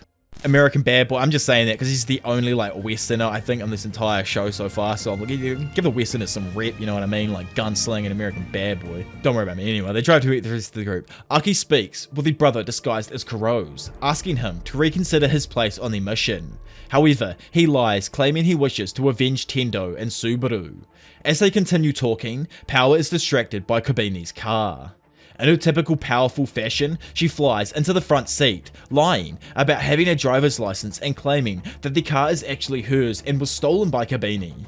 Though Kabini quietly protests it, she is silenced by Power, cheerily threatening her, asking if she wants the car to be washed in her blood. Outside the vehicle, as the fake Kuro suspiciously introduces himself to Denji, trying to be hella touchy and shake his hand, Power suddenly jolts the car forward, ramming into both of them and actually murking the disguised American. As the group all reacts with horror, and Power attempts to blame Kabini for the incident, Kusakabe suddenly calls out, pointing at the brother's disguise, which is now slipping away, revealing his true face. Tamaoki recognizes him, warning the others of his contract with a skin devil and the likelihood of his brothers also being nearby. Aki turns to Power, who though previously panicking and blaming Kabini, quickly begins to claim she knew the truth all along, stating that the glory is all hers, while in the car Kabini remains sweating and sobbing in horror. Close by, two civilians are shown to be watching the scene in terror. They move to an alleyway as not to be seen, and it is revealed that they are the Americans, Joey and Aldo in disguise. Aldo vomits as Joey attempts to collect himself and come up with a plan. However, he is suddenly pulled around a corner by an unseen figure and is seemingly vaporized. Aldo quickly composes himself as Yoshida, a devil hunter, walks around the corner, having swiftly executed Joey. Noting Aldo's vomit, he writes him off as a bystander and leaves, quietly muttering that a pro wouldn't puke. Somewhere in Tokyo, a car rams into another. As one driver leans his head out to confront the other, he is met by Cosmo, who cheerily repeats the phrase, Halloween to him. The driver slowly begins to repeat the phrase to himself, over and over. Quan Shi appears and begins leading Cosmo and the other girls in her group away. Noticing a sushi restaurant, Pingisty grows excited. As they enter, the staff express fear of the group, but begin serving them either way as Cosmo makes them repeat Halloween too. Whilst they wait for their food, Pingisty, another member of the group, begins to list off facts about fish, and Long takes a bite out of a ceramic plate. Then stating she is exhausted, Quan Shi instead decides to hunt Denji the next day. Oh my, Pingisty? I think is how you say it properly, and Quan Shi, her group's names are so hard to say, like, my brain though, like, literally can't cope trying to say them. I try so hard. Elsewhere, Aldo observes a photo of Kuro's, Tendo, and their friend Tomono. Disguising himself as Kuro's, he goes to Tomono's apartment, who invites him inside. Sitting down together, he asks of Tomono's life. Tomono goes on to reveal that he has few relatives or acquaintances who barely ever check up on him. He then begins to ask questions regarding Kuro's life, revealing that Kuro's had a girlfriend and a mother, both of whom who cared deeply about him. Aldo turns and sees a photo of a young Kuro's as part of a soccer team. Seeing this, he breaks down, repeating, "I'm sorry," much to Tomono's bewilderment. Later, as the two lie down to sleep, Tomono speaks to Kuro's, still not realizing it's the disguised Aldo. He invites him to quit devil hunting and open up a small clothing shop instead. then bringing up Kurosa's deceased older brother, asking him what would he say about Kurosa's current position. Then thinking on his brothers, Aldo realizes the advice they would give him would be, a pro always gets his job done. The next day, in a crowded street in Japan, the mysterious old German man is seen touching a passerby on the shoulder. The dude he touched then gasps and grabs out at a passerby next to them, and so forth until the entire street had linked itself, converting into doll-like creatures along the way. Throughout the cities, the 4 different groups, Tolka and her harem, Aldo, the elderly man, and Quan Chi all prepare in various ways to begin hunting the Chainsaw Devil. Elsewhere in a building, Makima walks through a cluster of doll-like corpses. She orders Beam and Prince to go and protect Denji, whilst making the protection of the other hunters only a secondary objective. At a department store, the creepy old dude watches Denji and the others through a window. From a distance, he commands his dolls to attack the group once they enter the building. Following the party inside, the dolls' arms warp into blades. However, as they enter through the door, Kusakabe is revealed to be crouching inside of a ritual circle. Then using the power of the Stone Devil, he petrifies the approaching dolls. Yoshida explains the power of the Doll Devil, stating that if they touch any part of a person, including the clothes that they wear, they will be transformed into a subservient doll. As Aki suggests that there would be a limit to the amount that could be made, a large swarm of dolls instantaneously burst through the windows, charging towards the group. As they run to the second floor, power is suddenly grabbed. As her and Denji rip the dolls to pieces, Kusakabe reveals that fiends are likely and luckily immune to the Doll Devil's powers. As more swarm, a hunter named Nakamura suddenly appears, summoning the Fox Devil to swipe them away. Bro, this guy's probably gonna die, as we know per every single Fox Devil user, this dude just leaves when he starts getting attacked too hard. Tamaoki explains to everyone that there were hunters stationed in every building in the street, and that the mission's true purpose was to hunt the assassin creating the dolls called Santa Claus, explaining that those turned into dolls can never be restored. He notes that the ability is short-ranged, meaning that the assassin is in the nearby vicinity, and apologizes to Denji for using him as bait. Over with the woman, she sits at a nearby park, waiting. Close by, Tolka clutches his nail, preparing to use it on Denji. In the bathroom of the department store, Aldo sits psyching himself up for the coming conflict. The elderly man summons another swarm of dolls to attack as Kabini attempts to repair the dent in her car, and Quan Chi finally prepares to hunt. It's just a free-for-all right now. I love this part of the story so much. As more dolls are created by the old man, they begin flowing inside the store, dodging the Fox Devil swipes and lunging forward. Angel summons one of his weapons, using 5 years worth of his lifespan that he had absorbed from humans, then strikes down several of the approaching dolls. When questioned as to why he hadn't used such a weapon earlier, he responds that he has his reasons. Outside, a group of devil hunters appear, preparing to aid the group. However, they are halted by the appearance of Quan Chi and her harem. As they prepare to attack the girls, Quan Chi pulls out a sword and dashes forward, making her way to the second floor of the building in almost an instant. Dropping the now dented swords, she draws 2 more as the hunters and dolls are revealed to have been sliced apart. Having seen a vision of the events through his future sight, Aiki warns the others, as he and the Angel Devil are barely able to block her continued attacks, being knocked to the floor. Nakamura, who was too slow to react, is decapitated by her barrage. I told you this man would die. Quan Chi then stands up, looking back at a concerned Denji and Power. Outside, members of Quan Chi's team wait, destroying the remaining dolls. Suddenly, they are approached by Kashibe, Kabini, and the Violence Fiend. Pingasty uses her ability to see that Kashibe has contracts with the Needle, Claw, and Knife Devils before assessing him as harmless due to his lack of body parts with which he hasn't already made contracts. Kashibe slowly strides towards them as they prepare to fight. Inside the building, Aki's group react to Quan Chi's instantaneous attacks. In a flash, she kicks Denji into the air before knocking out Kusakabe and Tamaoki. Moving towards Yoshida, he summons the Octopus Devil to absorb the brunt of the attack before spraying the rest of the room with a mist of ink. Attempting to take her by surprise, Yoshida moves behind Quan Chi but is quickly knocked down. But before she can kill him, Kashibe intervenes, having already taken Long and Pingasty hostage. Kishibe orders Denji and Power to restrain the hostages, as Power reveals that she was actually just playing dead the entire time. Kishibe and Quan Chi, who are revealed to actually be past acquaintances, sit down to discuss the situation. Kishibe begins to discuss retirement and old age.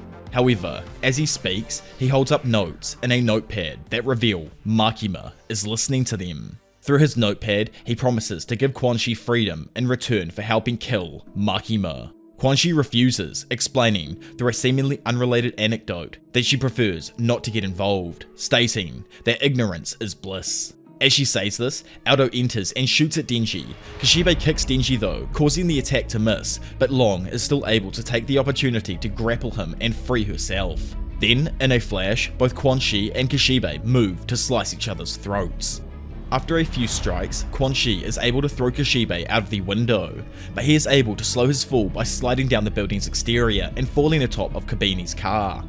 Aldo continues to fire at the various combatants, leaping out of the way of a fireball shot by Long. However, Quan Chi grabs him and throws him through the window as well, with him also falling and landing on Kabini's car. Inside of the building, the violence fiend continues fighting off a swarm of dolls as Kabini looks down in complete horror at the state of a destroyed vehicle. Power, still holding Pingusti hostage, demands that Quan Chi leave her and Denji alone. Quan Chi politely asks Power to stand down, promising her safety, which causes her to hesitate. Suddenly, our boy Beam emerges from the floor, knocking back Long and freeing Denji from her grasp. As Denji chooses to flee, Quan Chi is stopped by Yoshida, who requests a rematch.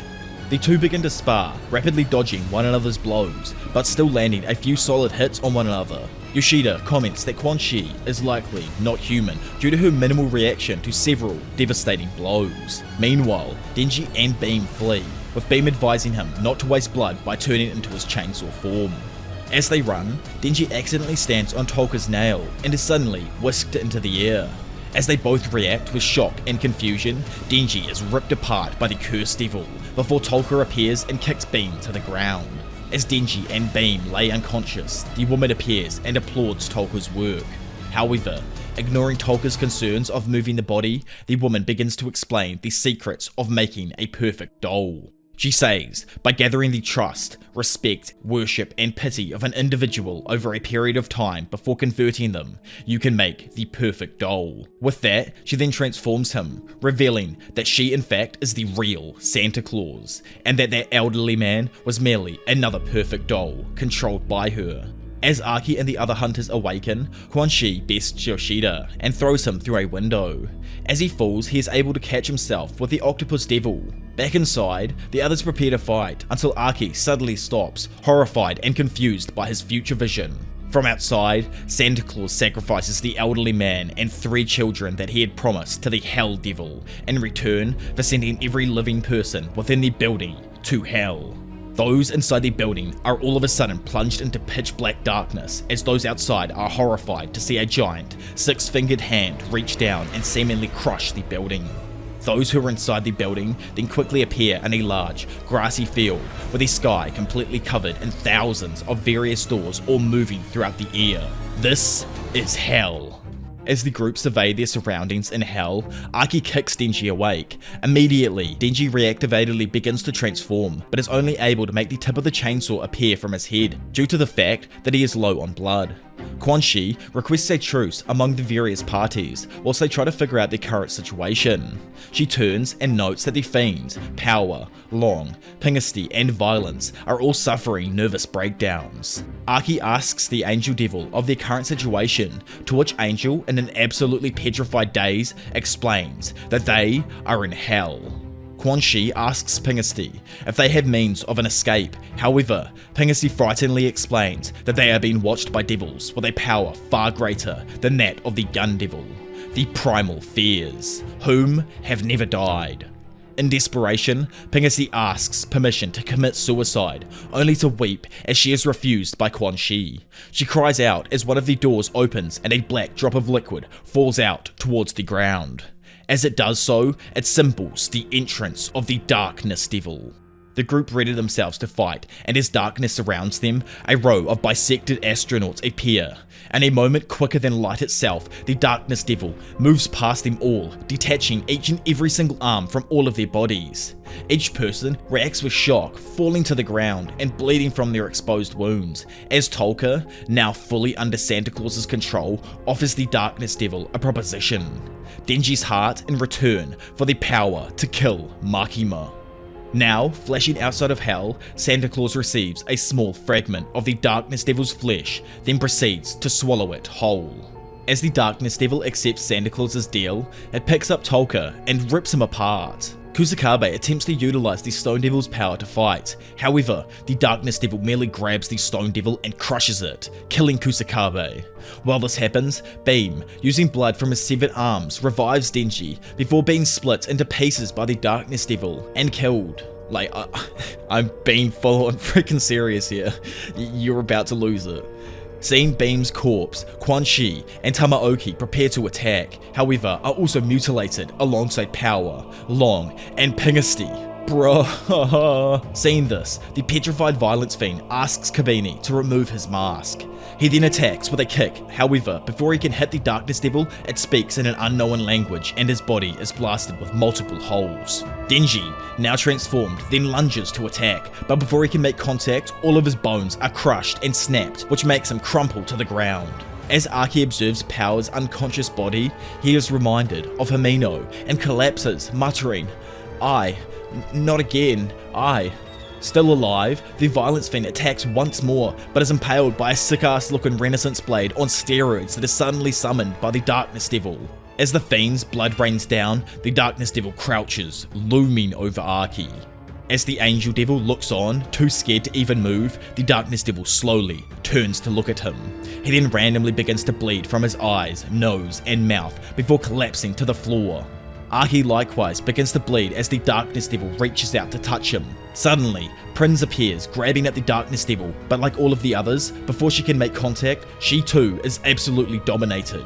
Quickly communicating with Makima though, Prinz is ordered to summon her to hell, which she tries to stop, but Makima commands her. She follows these orders and Makima emerges. Both her and the Darkness Devil then face each other, quickly snapping their fingers in each other's directions. Makima's finger suddenly snaps as the various mouths of the Darkness Devil erupt with blood. Makima approaches Tolka's body, placing her hand on his decapitated head. Then holding her arm out, her bones are slowly twisted and cracked as the Darkness Devil summons a sword to impale her. As Makima touches his head, Tolka offers all of himself to the Hell Devil in return for sending them all back. Just then, as quickly as they all entered, they are all transported back to the rooftop of the theme park Santa Claus was stationed at.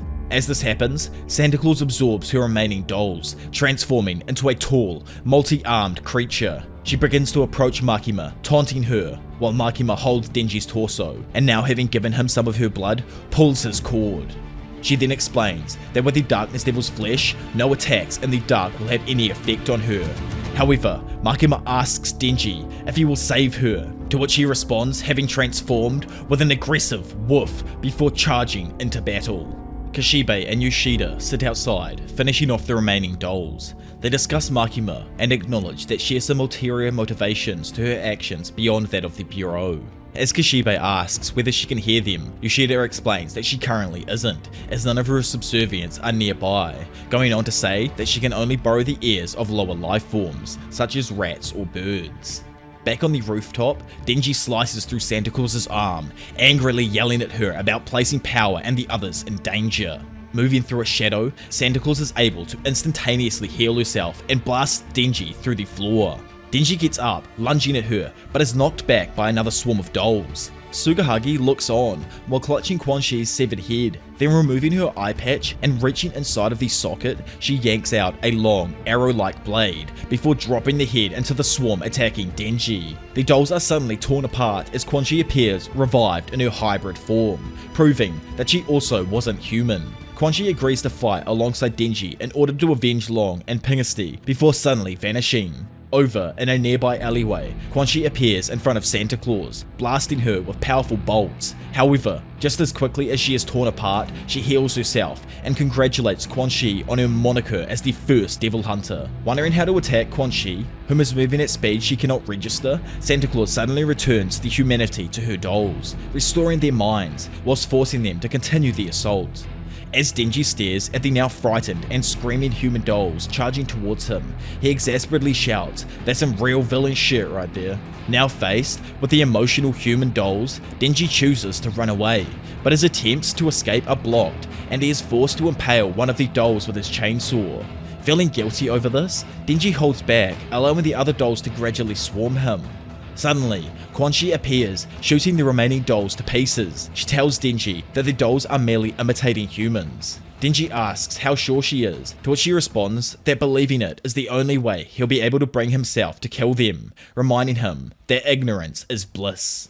Taking this moment to pause, Santa Claus bursts through a wall and grabs Quan Chi, however is once again torn apart by her blasts. Looking up, Quan Chi realizes that night has fallen, with the newfound darkness enhancing Santa Claus's powers even further. Santa Claus moves forward and hits Denji towards the gas station, whilst grabbing the various bolts fired by Quan Chi out of the air. Quan Chi turns, seeing that Santa Claus has turned Long and Pingasi's corpses into dolls, and taken Sugahagi hostage. Unable to bring herself to fight them, Quan Chi is stabbed through the chest by the Pingasi doll, which causes Santa Claus to wonder whether she could turn Quan Chi into a doll as well. Suddenly, Denji emerges, coating himself in gasoline, then revving his chainsaws together, he creates a spark, igniting himself on fire. Leaping towards a surprise Santa Claus, he begins to tear into her body as she lets out a series of pained cries. Denji and Santa Claus both writhe in pain as Denji complains about the heat of his flaming body. Pushing him back, Santa Claus heals herself instantly, mocking Denji for his foolishness. Denji retorts, claiming to watch a great amount of educational programming, before revealing the chain of his chainsaw to be wrapped around Santa Claus's body. Using it to keep himself close, he lunges again, slicing into her. She comments on the futility of his actions as she splits the pain and damage between her various dolls. However, Denji comments that her regeneration has begun to slow due to the light from his flames. Suddenly, Santa Claus slams Denji into a wall as a numerous number of dolls break through and begin stabbing him in the back. Santa Claus then chooses to wait and watch Denji burn and die from blood loss, calling him Makima's dog. However, Denji instead tears into the dolls and drinks their blood to rejuvenate himself. He tries to move forward, only to once again be swarmed by dolls, as Santa mockingly tells him that he will be reunited with Makima in death. Suddenly, Denji begins to pull on his chain, dragging Santa Claus towards him as he ignores the blows from countless dolls around him. Growing more worried, Santa Claus orders her dolls to keep her away from him, pulling against the chain in a tug of war. A pair of dolls in a car then come speeding around the corner, slamming into Denji and causing a massive explosion. But still, Denji emerges from the wreckage, cloaked entirely in flames, having not stopped pulling on the chain. In shock and horror, Santa Claus questions the extent of his power, and Denji proudly reveals his motivation to still be going on the holiday with Makima. Hoisting Santa Claus into the air, Denji flings her towards himself before tearing through her and ripping her body to pieces. As she begins to reform, Denji grabs the remains of the burning car and slams them down on her, causing a second explosion, which rips through her body, turning her into nothing but a smouldering mess. As Denji heals himself with some of the doll's blood, Santa begins threatening him, revealing that she has armies of dolls stationed across the entire planet, and along with the power of the Darkness Devil, will be able to hunt him and everyone he cares about forever, making his life a living hell. But Denji cockingly reminds her of his immortality before he is suddenly and surprisingly decapitated by Quan Chi. Quan Chi then asks Cosmo to use her power on Santa Claus because, while the conflict had been going on, she was just wandering around the city on her own, waiting for this moment. Flashing to within her own mind, Santa Claus suddenly awakens, standing inside an endless library. She sees Cosmo sitting at a nearby table and comments on the futility of using psychological attacks against her due to her mind being linked to dolls across the world. Cosmo, looking up, introduces herself as the Cosmos Fiend, before explaining the extent of her power, the ability to grant individuals total and complete understanding of everything in the universe, a process so overwhelming that the victim is forced into a semi-conscious state where they are only able to process the word Halloween over and over again until their death.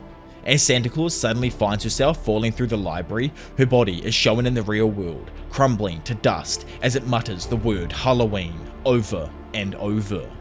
Yoshida and Kishibe then arrive as Quan Chi turns to fight them.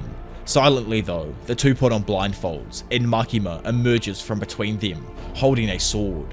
Seeing this, Quan Chi instantly surrenders, offering Makima anything in return for sparing the lives of her underlings. Makima doesn't even listen to her though, and ignores their pleas, before quickly slicing all three of their heads off in one swoop. Elsewhere, a news anchor reports on the dolls stationed throughout the world, who have been locked into saying Halloween, as a result of the Cosmos Fiend's power. Amongst them, Aldo is seen also shuffling around and repeating Halloween, with an obvious pain in his eyes.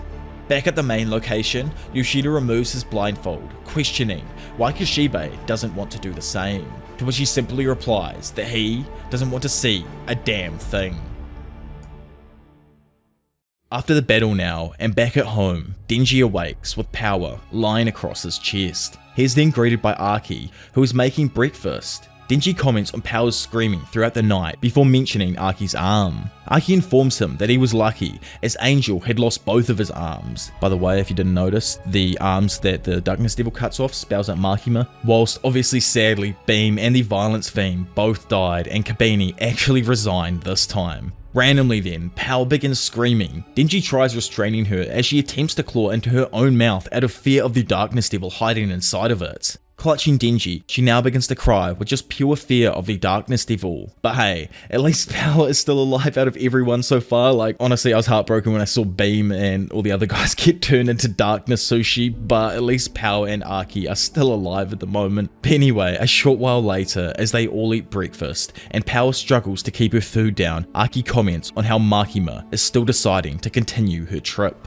In a flashback, Makima and Denji share a meal while discussing the aftermath of the conflict. Partway through the conversation, Makima invites Denji on a trip with her, to which he reacted with intense excitement. Yet he suddenly stopped when he remembered Power and the state she is currently in. Back in the present, Aki asks why he didn't ultimately choose to go, but Denji simply responds that he isn't even certain. Throughout the day, Power interrupts Denji at awkward moments, constantly asking him to check for the Darkness Devil hiding in various locations. This work pays off though for our boy, as he gets in there and Power actually asks him to take a bath with her, but of course only for protection from the Darkness Devil. In random Japanese fashion, I guess the two shower and then hop into a bath afterwards. Like, my mum would actually kill me if I did that shit here. Now in the bath, Denji is surprised that despite the intimacy of their act, it doesn't feel weird. Nearing bed now, Aki suggests sleeping in shifts in order to look after Power. That night, Power wakes Denji, quietly begging him to not hate her for making him miss his trip, and in return, she offers to let him drink her blood as repayment. Though Denji is initially uninterested, Power begins to shout and cry, resulting in him giving in. As he begins to drink the blood from her neck, in a kind of like sexual manner, if you ask me, he thinks of Pochisa and what Makima had told him. Yet now, despite having a close, intimate relationship with Power, none of the actions they do feel romantic at all. Concluding that there are some things that one is better off not knowing or understanding, Denji thinks back to the door in his nightmares, resolving to keep it closed. Just please open the door, man, I want to see what's behind it. Surely it's just Vegeta's house. Aki informs Denji and Power of his plans to visit Hokkaido. Denji and Power both protest about being left behind since their previous trip was cancelled. Aki eventually gives in and the trio leave Miaoi with Kishibe, the dedicated Kateri. After one literally terrible journey for Aki, the three are seen moving on foot towards the grave. Denji and Power throw snowballs at Aki, which is obviously super reminiscent for him if you think about the dude's little bro and how him and Denji have like kind of over time developed to be almost brothers in a way since they first met. After arriving at his family grave, Aki begins to pray. Noting Denji and Power's disappearance, he then sees them eating rotten offerings left on the graves. Suddenly, Power vomits up the food before screaming that it was a plot by the Darkness Devil. Later, at an inn while they eat dinner, Power complains about the amount of vegetables, throwing them to the others before realizing that there is little food left for herself. Instead, she takes Denji's arm and bites into it, drinking his blood and causing another argument. That night, Denji awakes to see Aki sitting, looking out of the window at the snow. As he joins him, Aki comments that he visits the grave each year and is usually miserable. But funnily enough, the two of them manage to keep him distracted the entire time. Back in Tokyo now, Kishibe returns Miaoi to Aki. Kishibe then comments on the difficulties of controlling Denji and Power, but Aki responds that the pair have actually matured a lot. He then asks Kishibe whether Division 4 could be removed from the Gun Devil hunt, which surprises Kishibe. He then tries to remind him of the safety precautions being taken, as well as the fact that the mission will be classified, meaning Aki may never hear of its outcome unless he is directly involved. But Aki still agrees, which causes a confused Kishibe to ask why he changed his mind, and Aki thinks back to seeing Denji and Power's unconscious and injured bodies in hell before responding, "I got cold feet." That evening, Aki returns home to see Denji and Power preparing dinner for him. Noting a strange purple root within it, Denji comments that Power likely added some unknown secret ingredients. As the two boast on the meal, Aki takes a bite before instantly vomiting. Power happily calls the dish a catastrophe, as Denji comments on the fact that all three of them now have vomited from it. Now lying on the bed together, Aki comments on Power's calmness and the lack of screaming. Power considers this before responding that she may have defeated the Darkness Devil in hell, to which Denji casually agrees. As they wash the dishes, they suddenly receive a phone call, summoning them to the bureau. Meeting with Makima, she informs the group that while she has taken Aki and the rest of Division 4 off the Gun Devil mission, Denji and Power are still required to go. She asks Aki to leave if he does not intend to join them. Denji agrees to the mission, followed by Power, who wishes to continue working nice and close with Denji. Troubled, Aki asks to rejoin the mission, to which Makima swiftly agrees. Honestly, I think Makima's kind of playing Aki right now. I don't know what's going on here. Having already begun the operation, Makima then details the current status of the Gun Devil, explaining that it had already been defeated and confined. Denji and Aki respond with utter shock as Makima explains it was found dead shortly after its initial attack, before being split into various fragments. Aki asks about the guns used previously against the Devil Hunters, only for Makima to reveal that they were created by man. She elaborates, explaining that though there is an official global ban on firearms, each government secretly manufactures and circulates guns on the black market. In doing so, the remaining fragments of the Gun Devil are given more power. Hearing this, Aki realizes that in order to destroy the Gun Devil, the Bureau will need to go against the wishes of every global superpower. Makima calmly agrees, calling the plan a kind of war. Outside, Denji and Power question Aki's despondence, still believing the mission to be about simply killing the Gun Devil. Aki explains that even after they kill the Gun Devil, the body would merely be collected by the Japanese government, continuing the cycle of the global hostilities, whilst also meaning the Gun Devil is immortal. Denji expresses confusion, believing that the Gun Devil must be mortal, or else Makima would not have promised him a wish in return for killing it. Suddenly, Aki is given a vision of the future by the Future Devil, reacting with sudden and intense fear. That night, alone, Aki summons the Future Devil. Asking about the vision, the Future Devil explains that it is a near and unavoidable future, one in which Aki and Power are slaughtered by Denji, followed by the arrival of the devils that devils fear most. So yeah, here we go guys, it's getting that part of the story where it's gonna get real wild now I think. Sometime in the next few days, Aki visits Angel and explains his future vision to him. Angel asks why he is being informed, given that the vision is supposedly unavoidable. Aki explains that with the loss of both of his arms, there is a possibility the Bureau will put Angel down. As such, he and Kishibe wrote a letter of recommendation. Angel questions Aki's devil-hating reputation, but Aki suddenly informs him of the plan to hunt the Gun Devil, and that they may never see one another again. Angel stops him, explaining that the humans whose lifespan he's absorbed often haunt his nightmares, and offers to do whatever he can to prevent Aki's death so that the same doesn't happen with him. He then suggests that they both go and ask Makima for advice. As they walk, Angel suggests he run away and leave his life with the Bureau behind in order to prevent his own death, but Aki refuses, citing Denji, power and Makima as reasons to stay. Surprised by his mentioning of Makima, Angel comments on Aki's feelings for her, and as the pair spot Makima, Aki also quietly begins to wonder why exactly he actually likes her. Aki asks why she's there, to which she responds that she was simply waiting. Aki then explains his vision and desire to keep Power and Denji safe. Blaming himself for his brother's death, he asks the same be prevented with them and promises to make any contract with any devil to do so. Hearing this, Makima looks him in the eye before asking him to make a contract with her. Aki reacts with shock as Makima repeats herself, now commanding him to accept the contract. As the Angel Devil looks on, he slowly begins to remember the beach as the location where he was first found by Makima. He gradually remembers a community of people who took him in, before focusing on a young woman from his previous memory, remembering her as the one I loved and the one who loved me. Then, he remembers Makima arriving on the beach and asking to see his powers. Though he refused, she demanded, ordering him to use them.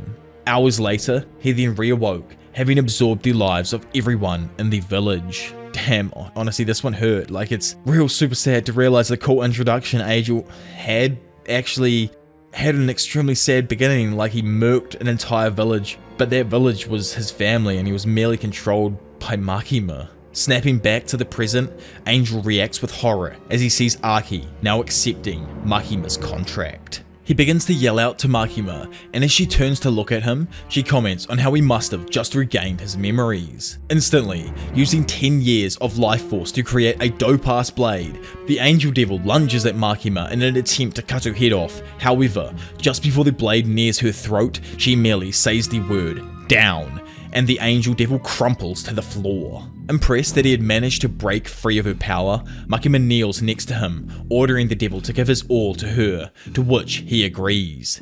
Then apologizing to the two of them, Makima explains that she had no other choice due to the massive amount of spies within the Japanese bureau. The hunt for the gun devil was always a bluff plan to fail, hiding her ulterior plan.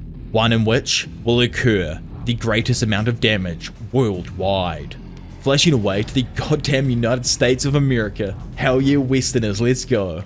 There, the president, while on the phone to probably the other members of Congress, states that the time has come, because of the duty he must try to uphold when every other nation has just accepted utter defeat. He makes a contract with the gun devil, one in which he offers 1 year of the lifespan of all citizens across the entire continent of the United States of America in return for the death of Makima, the control devil. So yeah, I think that explains a lot. Back in Japan, as the church bells ring and a choir of children sing, Makima incites the gun devil, telling it to come. On September 12th, 1997, the gun devil appears in Japan. Once it appears, it activates a flurry of abilities. Instantly fire a bullet through the head of every male within 1,000 meters confirmed. Activate second ability, fire a bullet through children aged 0 through 12 within 1,500 meters confirmed, literally decimating everything within its vicinity as it slowly reveals the true scope of the gun devil. A few seconds before the gun devil arrived, a young boy was planning to go play soccer with his friends.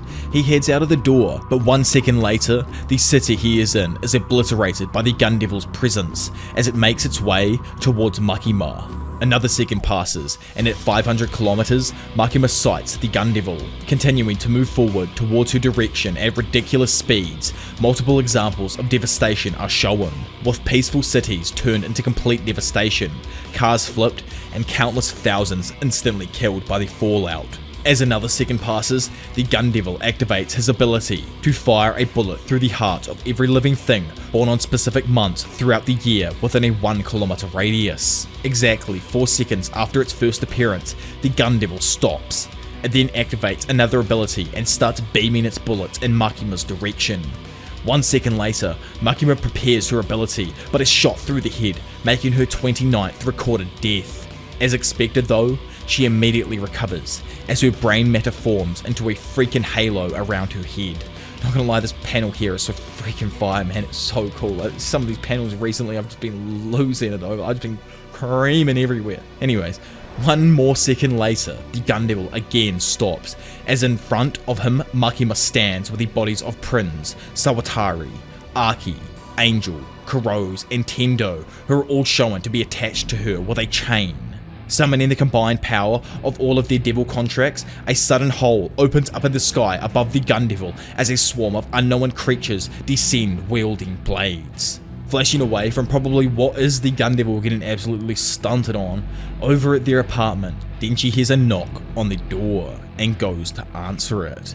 However, as he reaches for the handle, he sees a vision of his nightmare as Pachita's words echo through his head, telling him to not open the door.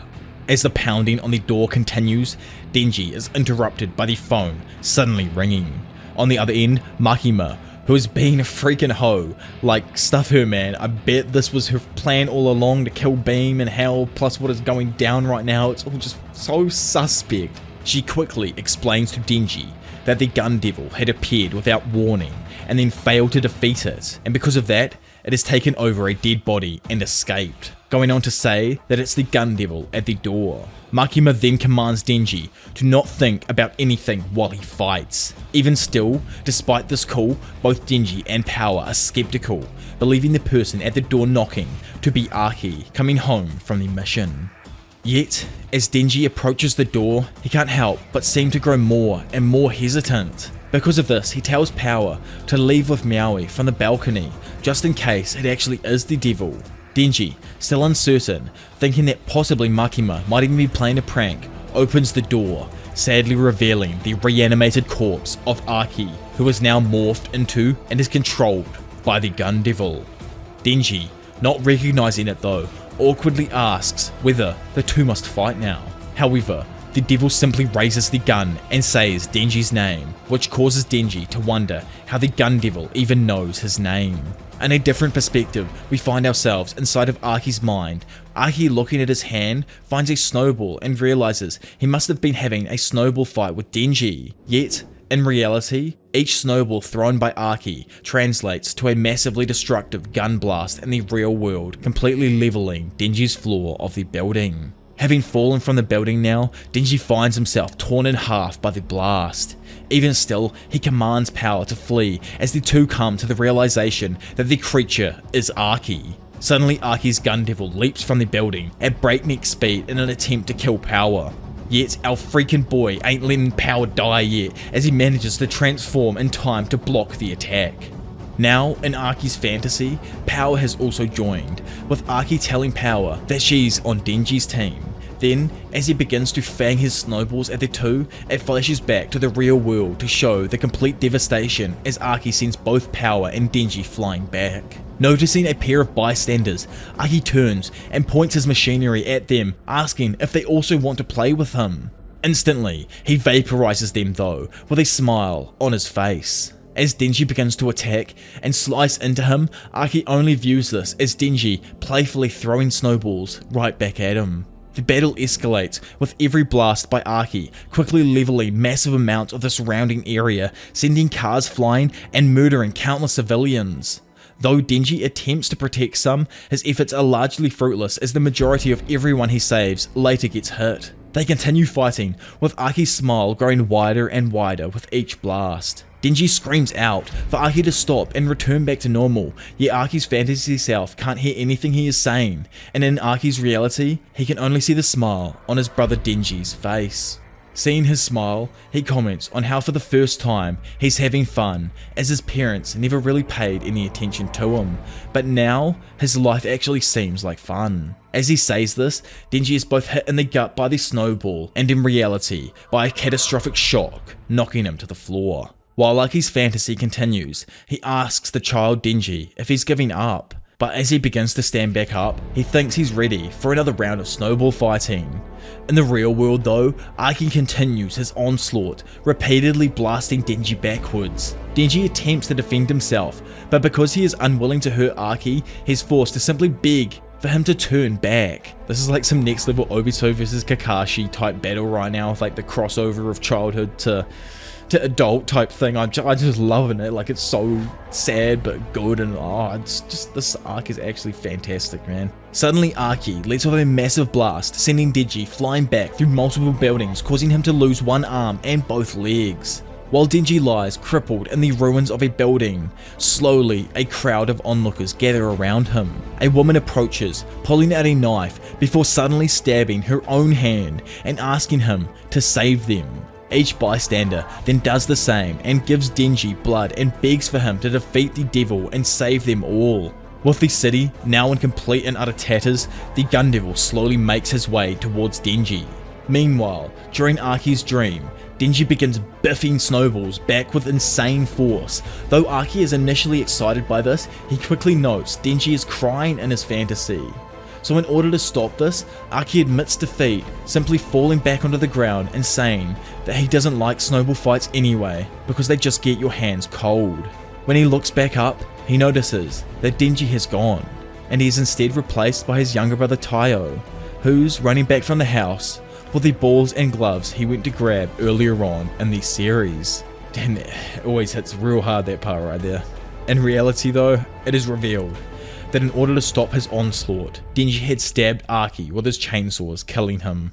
As Denji returns to his human form in shock at what had just happened, the future devil appears on a nearby roof and laughs, commenting on how Archie Hayakawa died in the worst way possible for the Chainsaw Boy. Yeah, damn man, that's like truly the worst possible death for Denji right there I could possibly imagine. I can't even right now, it's such a crazy ass fucking arc. That was actually amazing. So, after receiving the money from Archie's will, Denji and Power rent a smaller apartment with a lovely view, then spend the rest on delicious food and video games. One night, Denji goes out to grab an ice cream and also a rice ball for Power. After purchasing some, he sits on a bench and finishes it. Then noting the word winner on the ice cream stick, he thinks the words, "I killed Archie," and immediately vomits.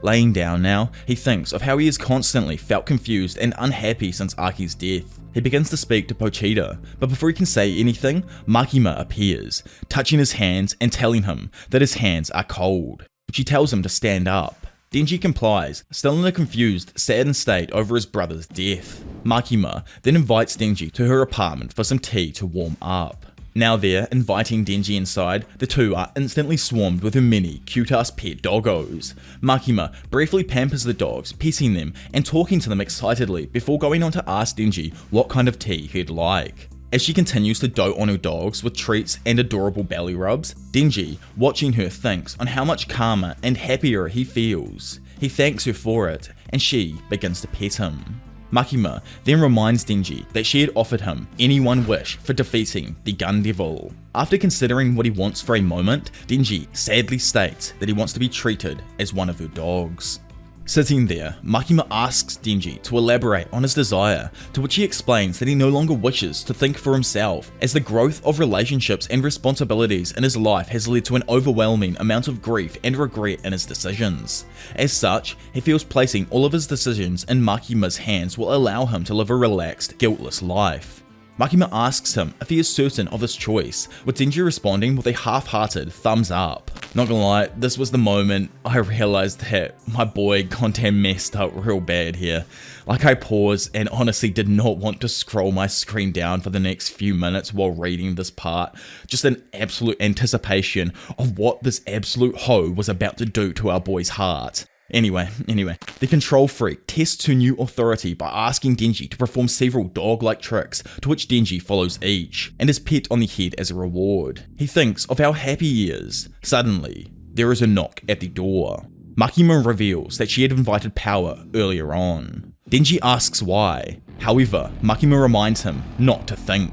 Denji responds with a woof, and Makima guides him to the front door, then orders him to open it so that she can kill Power. Denji responds with another woof before pausing in sudden confusion. Makima continues guiding Denji to the door as he blusters and asks her if she's joking. She ignores his hesitation as she once again orders him to open the door.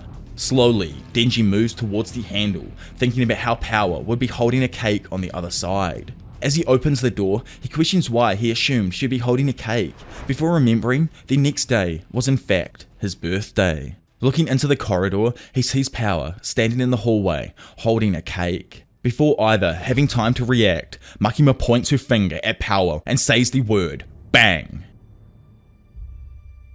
Power's torso is completely obliterated. Denji looks on in shock and silence as Power's head falls between her legs onto the floor. Makima takes Denji's hand, telling him they are cold again and ordering him back inside. Denji begins to sweat profusely as he asks to speak, but no words will come out. Makima closes the door on Power's body and leads Denji back to the couch. Still in shock, Denji shakily asks Makima if he is in a dream.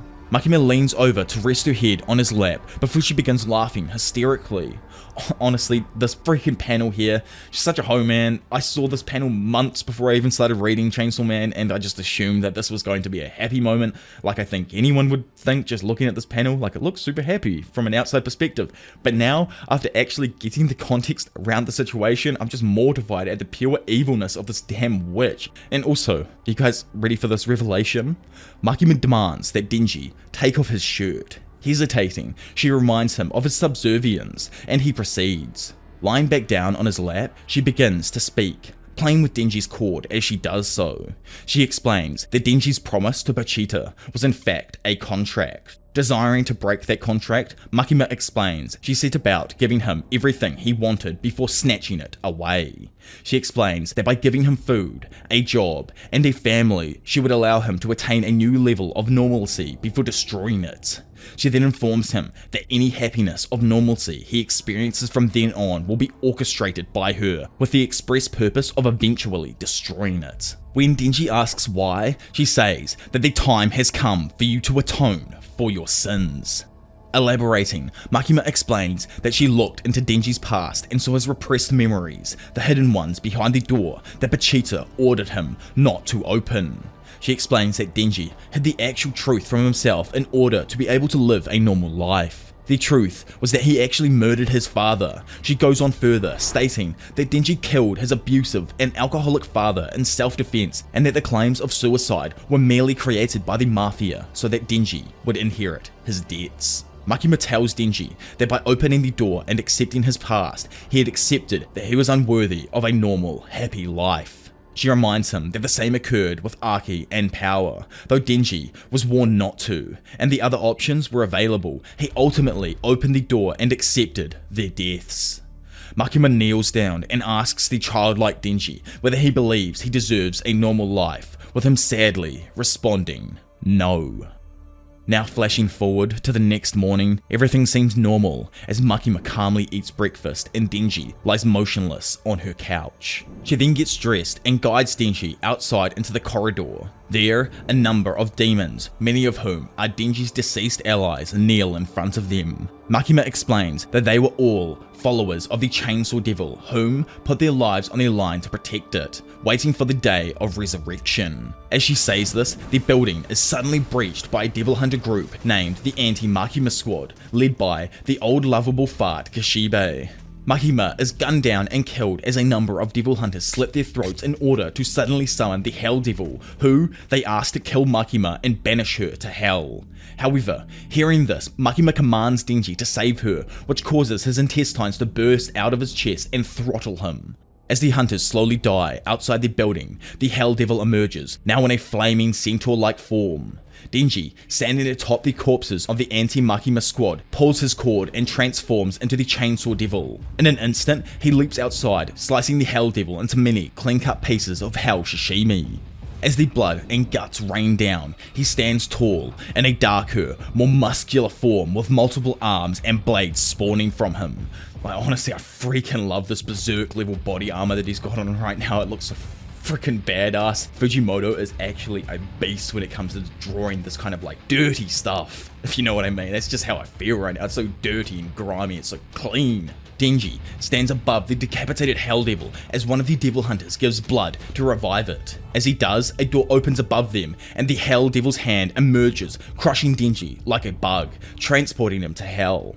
From a nearby building, Makima watches, commenting on the outcome to Kishibe, who now has a gun pointed at her head.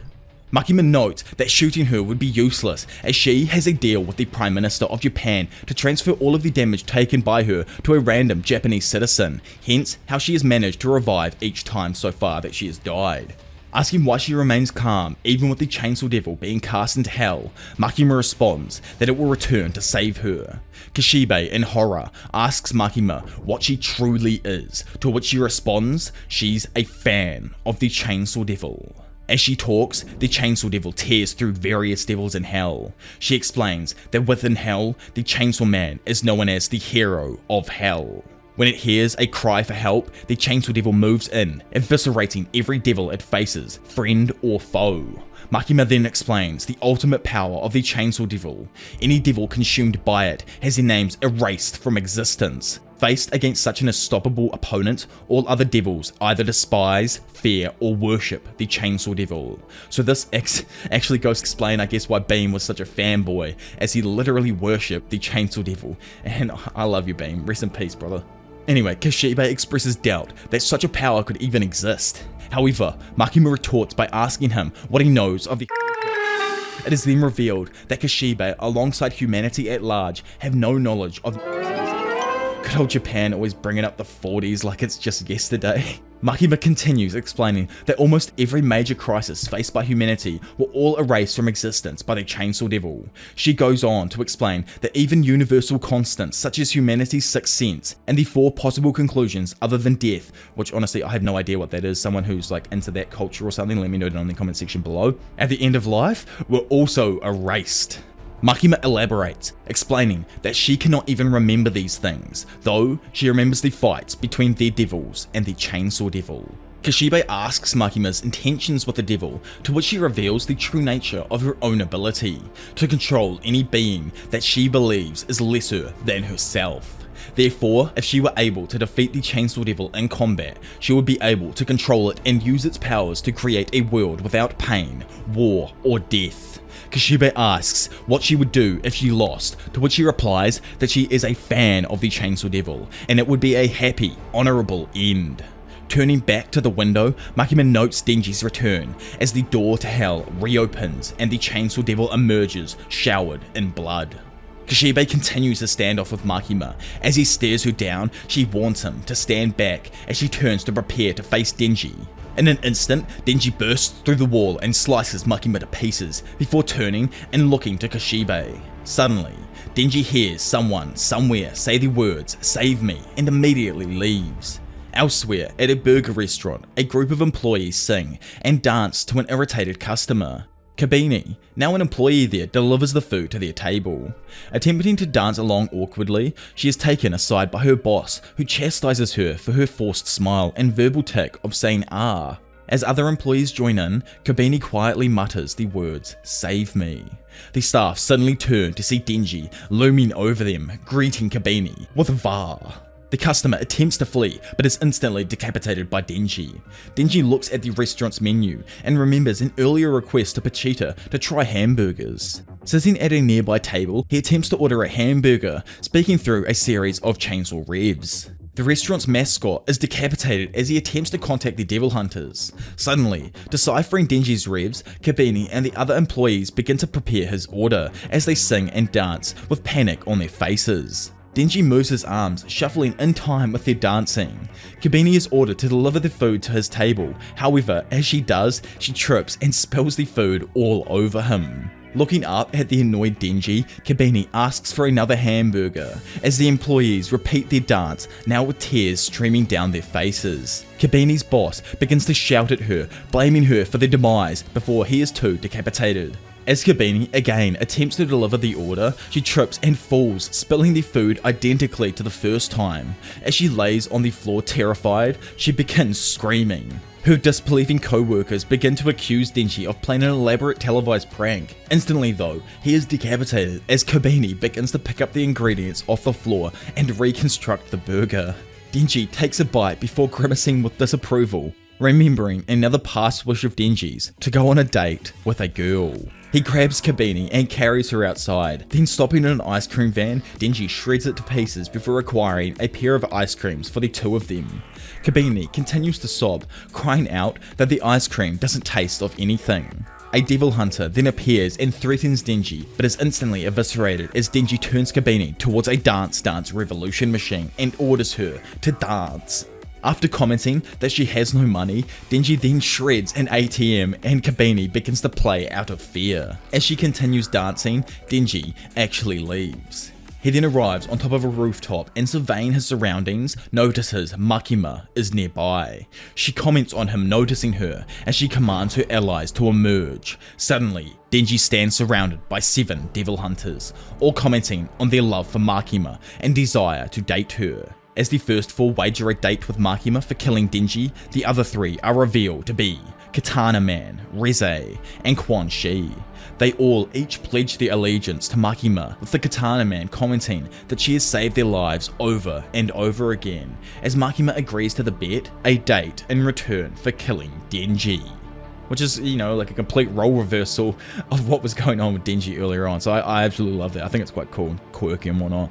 As Makima stands amongst her group of human-devil hybrids, she elaborates on their true nature. They are not humans, devils, or fiends, but another type of creature that was erased by the Chainsaw Devil's powers, yet still somehow continues to exist. She explains that whilst fighting them in hell, the Chainsaw Devil disappeared and appeared on Earth as Pochita, and they have been searching for him since.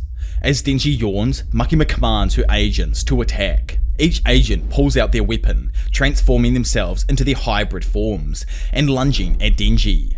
As each makes contact with him, they are blown back by the force of him leaping forward, crashing through skyscrapers while slicing through Quan Shi and the broadsword hybrid. As they land in an apartment complex, Denji kneels over Quan Shi's tattered body, clutching their severed heads. Behind him, the Katana Man appears, attempting to slice through Denji. However, he is unsuccessful. As it is shown, Denji was able to decapitate him without taking any damage himself.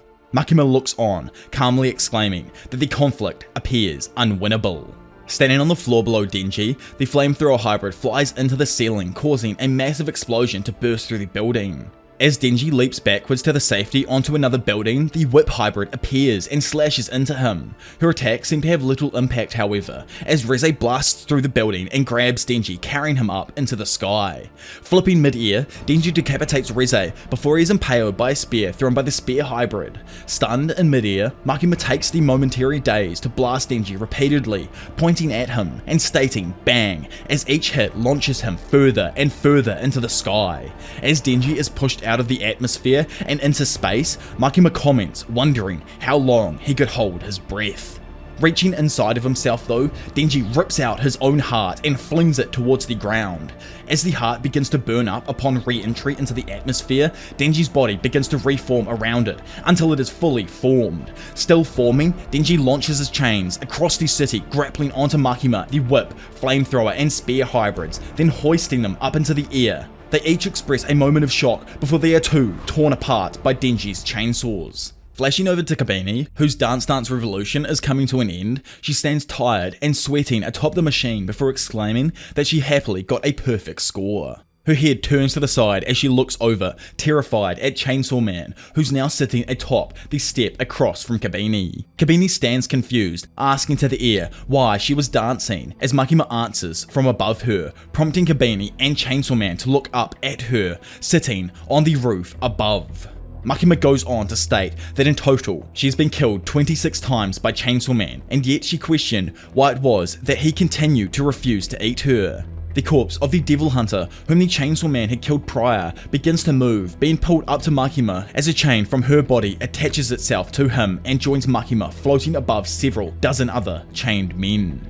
Kabini starts to show denial, stating twice that she had nothing to do with the current situation before Makima cuts her off, saying that she did indeed have a major role in the current events currently unfolding, and that the fear of Chainsaw Man had grown weaker. This prompts Kabini to look over at Chainsaw Man as blood begins to leak from his body. Makima states that she liked humans the same as they liked dogs, in the sense that to her, they were loyal, easily manageable, smart, yet stupid, and they all loved her. A television show in the window of a city shop begins broadcasting the news, stating that Chainsaw Man had just defeated the Gun Devil. He goes on to state that the news of the Gun Devil's defeat was being met with praise and shock across the entire globe. The broadcaster continues praising Denji's ability to get up over and over again despite his many injuries. It then switches to a woman who's stating that the Chainsaw Man was a hero, and a man who explains how Denji had fought the Doll Devil's army and thanks him for allowing to escape. A woman yells into a mic that she had seen him riding a shark through the streets as he fought the Typhoon Devil. A woman exclaims that he had saved her on a train. A man states that Denji had protected him from the Bat Devil, and finally, another woman says that he had rescued her at a rest stop. As people are out on the street celebrating Chainsaw Man, chanting his name, the broadcaster tells watchers to go outside and see what's happening for themselves, and that everyone should join together to cheer him on even more. Which is obviously hella dope for our boy, but at the same damn time, dude's getting mad debuffed right now if you understand what's going on, because with him, more and more blood is shown pooling around him. Makima states that the humans cheering him on were eating away at him and contrasting the power given to him by all the devils who feared him. A chained angel then appears floating above Makima as she uses his power, stating, "Usage 1000 years, summoning a black, red spear." As Makima asks if Kabini has enough strength to avoid her coming attack, believing that Denji would attempt to save her, a black circle appears in the air in front of Makima, with 3 large humanoid figures appearing in the air around the growing circle at equal distances. The faces of Kabini and Chainsaw Man are shown bathed in light as Makima launches the spear at Kabini. Chainsaw Man moves in front of her, pushing her away as the spear pierces through his torso. His blood is shown gushing out of his body as he collapses face first onto the ground. Makima sighs as the crowd continues to cheer for our ever weakening Chainsaw Man. Skipping away, Power is shown sleeping on a mess of blood and organs, complaining as Pochita nudges her with his paw. She opens her eyes and turns her head towards Pochita, who tells her to wake up. Power, initially confused, quickly makes the connection that he was Pochita. Pochita smiles at her realization before telling her that he wanted her to save Denji. He tells her that she truly wasn't dead, as she was currently the blood that Denji had drunk from her before, and that if nothing was done, she would soon disappear. Pochita asks for her to eat some of him and revive as a full-fledged devil, to which our freaking girl, like holy fuck, I couldn't live without Power being around any longer, happily obliges as Denji is her best friend. Back in reality, Makima moves down onto the ground with around a dozen members of public safety lined up behind her. Chainsaw Man begins to get up on his hands and knees, then as he points his head forwards, Power suddenly ejects from his mouth in the form of the Blood Fiend. Power laughs as she points towards Makima, which causes blood weapons to suddenly push out from within the bodies of her and all of the public safety members. Power yells that she is the strongest as a bloodied Makima uses Angel's ability to create a sword worth of 100 years. Power then uses a move she calls Thousand Terror Blood Rain, showering Makima with several dozen blood weapons as they shoot down from above. She gloats and spouts nonsense as Makima is continually impaled, like that she herself was the first president. As the barrage of weapons stops, Makima calls on the zombie devil, which appears behind her and turns the deceased members of the public safety into zombies. The zombies rush Power, grabbing onto her and biting her. She screams out in pain as Makima shoots off her arm with a finger gun. Makima asks a bleeding Power how she was still alive, with Power refusing to answer as she lunges back, grabbing Chainsaw Man and proclaiming him as her own. Makima asks for Power to give her Chainsaw Man under the threat of death, stating that she'd let Power be her pet again if she gave him over. Stupidly, Power fumbles the bag, moving behind Chainsaw Man and lifting him up before stating that she had in fact captured him. But Cheetah is shown in a state of shock and confused as Power happily states the glory was all hers. While Power stands there gripping Denji, Makima asks for Power to give her Chainsaw Man. In her head, Power looks on her time with Denji, thinking back on when they first met, when he first saved her from the Bat Devil, when they bathed together, and when they gave Aki a meal they'd cooked together. Our queen though defies that hoe as blood weapons shoot out of Makima, forcing her weak ass to her knees. Power runs off with Denji screaming and asking why she was disobeying Makima despite the fact that victory wasn't possible. She comes across 2 devil hunters which call on the Mantis Devil, one of its arms shooting up from the ground and slicing her on the side before she kills the 2. Now stumbling as a horde of zombies suddenly rain down upon her, we see a young, dirty Power running down and stumbling on a road. She looks at her hand, reminiscing on her belief that all lives were equally trivial, that her life and a stranger's life was nothing to ever be sad over, and that Denji was an exception to that belief. Screaming out that Denji couldn't die, in reality, a wounded Power, bleeding, crawls towards an alleyway, dragging Chainsaw Man along with her. Power slowly moves closer to the dumpster, crawling inside as she realizes the reason she actually cared about Denji's life was because he was her first ever friend. A human Denji and Fiend Power are shown in the dumpster together, the latter happily shouting his name before hugging him. Power tells Denji that she was able to save him, with Denji responding that he was fine and not in need of saving, as he'd already accomplished all of his dreams, going on to say that his life with Power had been like a dream, comparing to the time that he had with the Mafia. He tells her again that he was fine and that nothing good would ever occur in his life again. Power yells at Denji though, calling him a dummy, asking him if he truly missed her so much that he couldn't do anything. He responds that he did, and Power calls him a fool for not wanting to do so. She goes on to tell him that devils went to hell after dying on Earth, and that when they died, they would most likely be enemies if they ever met again. And despite this, he needs to find whatever she has become and befriend it to turn it back into the real Power, so that they can be buddies again. Power then forms a contract with Denji, giving him the last of her blood in return for finding the Blood Devil again. Denji wakes in the dumpster, bolting upright as he shouts for Power. He bends over, clutching his heart as he thinks of her. His grieving though is interrupted as Kishibe is revealed to be sitting down beside the dumpster as Denji turns to look at him. Kishibe asks if he was either Denji or the chainsaw, and states if he was truly Denji, then he would help give him some way to escape from Makima. Denji stands silent for a moment before showing Kishibe the peace symbol as a way to prove it's our goofy ass boy. Kishibe leads Denji and Kabini into an underground safe house. Kabini comments on how, having witnessed Makima's attack, she will likely be hunted down and asks Kishibe if she'll ever be able to contact her family again. He tells her probably not, to which she responds with relief, which leaves Denji surprised. But Kabini explains that she no longer has to contact her family, which kind of makes her happy. As the two sit, Kabini begins to cry, explaining her fears of death and telling Denji that she is jealous of his reincarnation abilities. Denji replies that though he is physically fine, he is an emotional wreck and is coming to terms with the fact that he had lived his entire life in subservience to others, never making any significant choices of his own. Kabini responds that such a life full of hardships and unhappiness, is normal, stunning him. As he stares at her in shock, he comments on how he wanted to be normal, to which she responds with confusion. Suddenly Denji's attention is drawn to a nearby TV, on which news reports discussing the Chainsaw Man are playing. The TV discusses the Chainsaw Man's heroic deeds, showing a number of people cheering and celebrating him. Denji watches in stunned silence, quietly whispering, "That's me," to himself.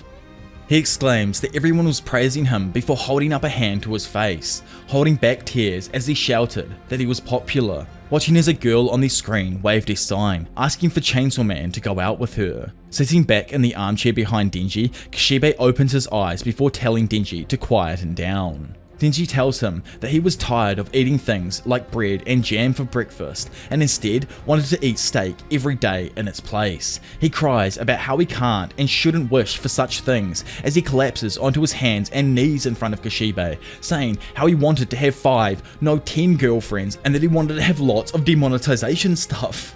Denji slowly pulls himself back up before exclaiming that he wanted to be Chainsaw Man for those reasons.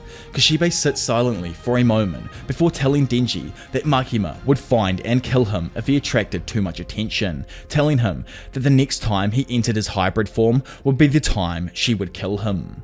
At some point later in the night, Denji continues to watch the television as Kishibe and Kabini sleep. He tells himself that he definitely wanted to become the Chainsaw Man and asks himself how he was going to kill Makima. He knows that she wasn't someone he could win against without a plan, and tries to think about some way he could defeat her. His mind is soon filled with the memories of his time with Public Safety, as he thinks back on the encounter with the Darkness Devil, his first time meeting Beam, and his fight against Santa Claus. Denji's mind is then filled with the memories of Makima, with images of her face appearing from when she told him she'd grant him any wish if she'd killed the Gun Devil, when she introduced him to her pet dogs, when she laughed in his lap after he asked her if killing Power was a dream, when she fed him her blood during the fight against Santa Claus, when she listened to his heart, when she told him what he would be able to eat for breakfast if he became her dog, when she licked a lollipop before giving it to him as an indirect kiss, and when she told him that she liked some boy named Denji.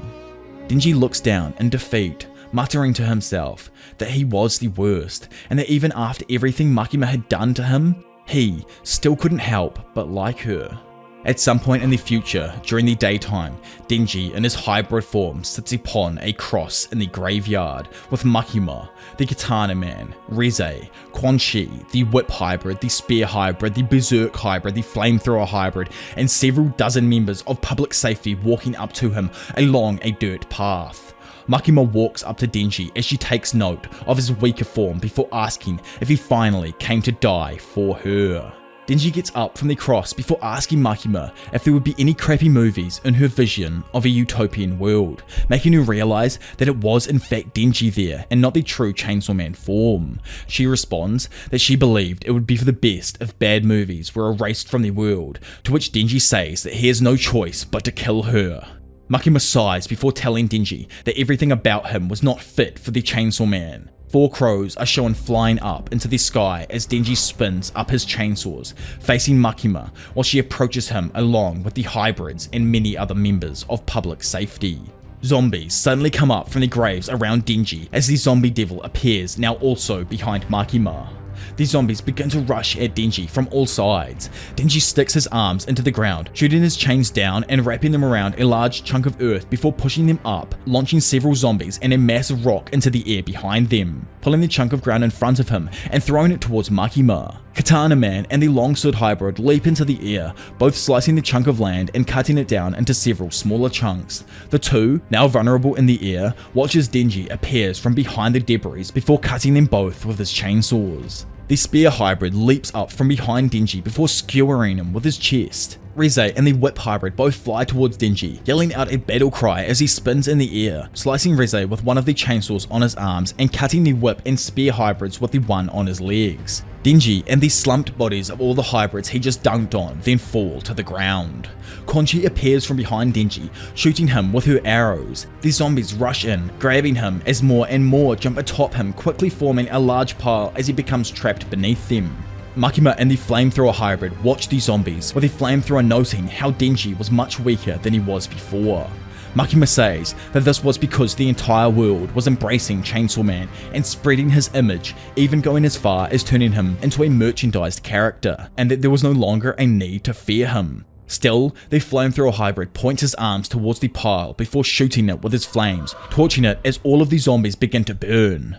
Makima, Quan Chi, and the Flamethrower all stand for a moment as they watch the flames. The Flamethrower hybrid yells out in surprise as 2 chains shoot out from the flaming mass, each wrapping around a grave marker behind him before Denji retracts them, launching himself towards and cutting the Flamethrower hybrid in half as Quan Chi blocks him with her arms. Denji slices at her and manages to decapitate Quan Chi, but still several more arrows pierce him. A bloody Denji falls on his knees, then onto his back as Makima stands above him, looking down on him before pointing her finger at her left palm and saying, "Bang," as she shoots a hole through it. She holds her bleeding palm above Denji's mouth, letting the blood spilling from it fall into his mouth. She then demands that he wake up, as she wanted to trade blows with him so that she could kill him personally. As a bunch of Public Safety members float up behind Makima, chains appear, moving out from their torsos and connecting them to her. Makima pulls on Denji's chest cord, greeting him before he immediately decapitates her. Her head flies off, but due to the chains, instead, the head of one of the Public Safety members suddenly flies off as Makima's head moves back to her body. Denji tries to strike at her again with his left arm, missing as Makima dodges and punches him in the face, knocking him back, but Denji still manages to slice open her chest with his right arm. Then again, the injury is transferred to another public safety member as Makima once again regenerates. She unleashes a flurry of punches, consecutively hitting Denji in the chest as blood sprays from his mouth, though he still somehow manages to slice her head off. A headless Makima kicks Denji in the chin, knocking him back as her head begins to return to her neck. As Makima's head reattaches, she punches one of Denji's arms off, destroying it. She aims to punch him again as a chainsaw appears from Denji's leg, kicking her and slicing her in half. Makima's torso and lower half quickly reattach as she turns around, punching a hole straight through Denji's torso. She swings around to the front, grabbing onto a chunk of guts spilling out of him before punching him again, tearing through his chest as both of his arms are ripped off. Oh my god, the actual brutality of that sentence when I finally said it correctly was mental.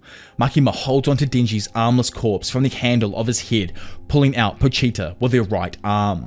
As she slowly pulls Pochita out from his body, she tells Denji that Denji was not the Chainsaw Man.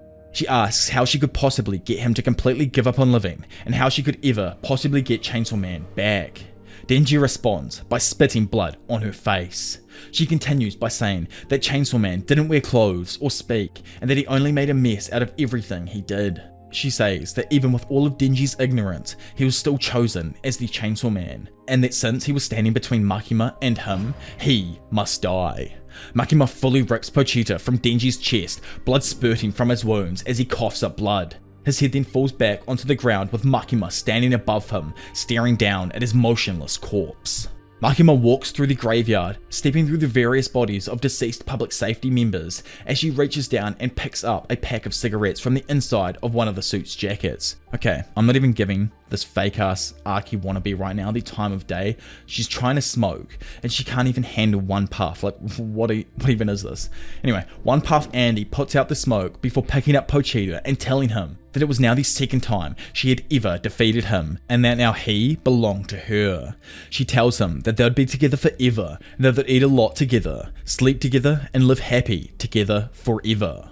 Several feet behind Makima, the goat himself actually managed to play the silly witch. Denji slowly stands up from amongst the pile of corpses. He slowly walks over to Makima, and as she notices him, he takes out a normal chainsaw and slices her down the freaking chest. Makima gasps, confused and shocked as blood spews from her torso, falling to her knees as Denji now stands above her in a complete role reversal. Denji exclaims that Makima had finally let her guard down and tells her that he would now be taking Pochita back.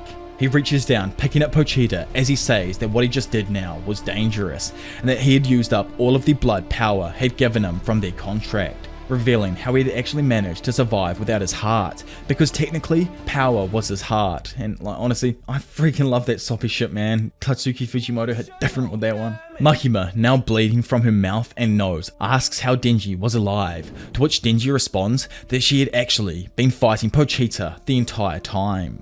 As Makima continues to bleed, Denji tells her that the chainsaw he had just cut her with was made out of the blood that he had got from Power, and that he was making it run amok inside of her. Makima says this is hardly enough to which Denji cuts her off and says that he didn't believe he could truly kill her with such a cheap trick. And honestly, you guys are not ready for what is about to happen, like at all. I mean at all. You have no idea what is about to happen unless you have already read it. You have no idea. Like you don't even have this in the most foreign region of your brain that this idea would happen at the moment. So just be ready that this is about to happen, okay?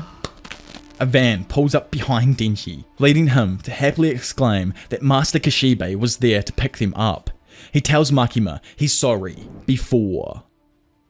Later on, a shot of Tokyo is shown, with various citizens shown to be going about their day. The scene transitions to night in the exterior of a rundown apartment building with Kishibe's van parked outside. Inside a room, Kishibe complains that his back hurt before asking Denji if he was ready, and as Denji says that he was, Kishibe tells him that from there onward, it was personally up to him. He tells him that innocent people were dying as they speak, and that it would be best if Denji could finish as quickly as possible. Yet, Denji says that he'll be going at his own leisurely pace. Kishibe then tells him one last thing. He didn't believe that what Denji was about to do would truly work. and that he should be prepared for failure and death. Denji tells him that he himself was the one who came up with the idea, so he was already prepared. Kishibe leaves as he tells Denji that he'd be back by again if he was still alive, and tells him to not die, as out of everyone he'd ever met, Denji was the most suited for being a devil hunter. I freaking love that old man. The door to the apartment closes as Denji talks to himself and walking to the refrigerator mumbling that he was very hungry. He pulls a small box out of the meat stacked fridge because gotta eat good for real. Then as Denji says that even after everything that happened, he still liked Makima. He begins to cook, saying that he couldn't forgive Makima after everyone she'd killed. He says that because of that, he'd share the burdens of her sins with her, and asks himself how he would truly do that. He toys with the idea of latching themselves onto a bomb and performing a double before countering it with the fact that all previous physical attacks had no effect on her, but says that that fact is what led him to realize how to beat her, and how to become one with her. Denji then finishes preparing his meal, which consists of a small bowl of white rice, miso soup, and ginger fried meat and onions. Then, in the normal Japanese style, he performs itadakimasu before taking a sip of the miso soup and noting that it was extremely good. Very tasteful.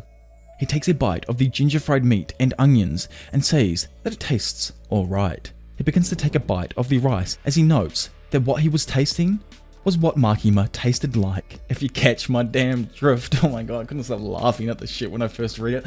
Like, how well did Tatsuki Fujimoto manage to hide that up into the last line? That Denji, the only way he gets rid of Makima is by... Love it, it's so good. Later on now, and in a park, Kishibe sits on a bench drinking as Denji walks towards him with all 7 of Makima's dogs and meowing on his head.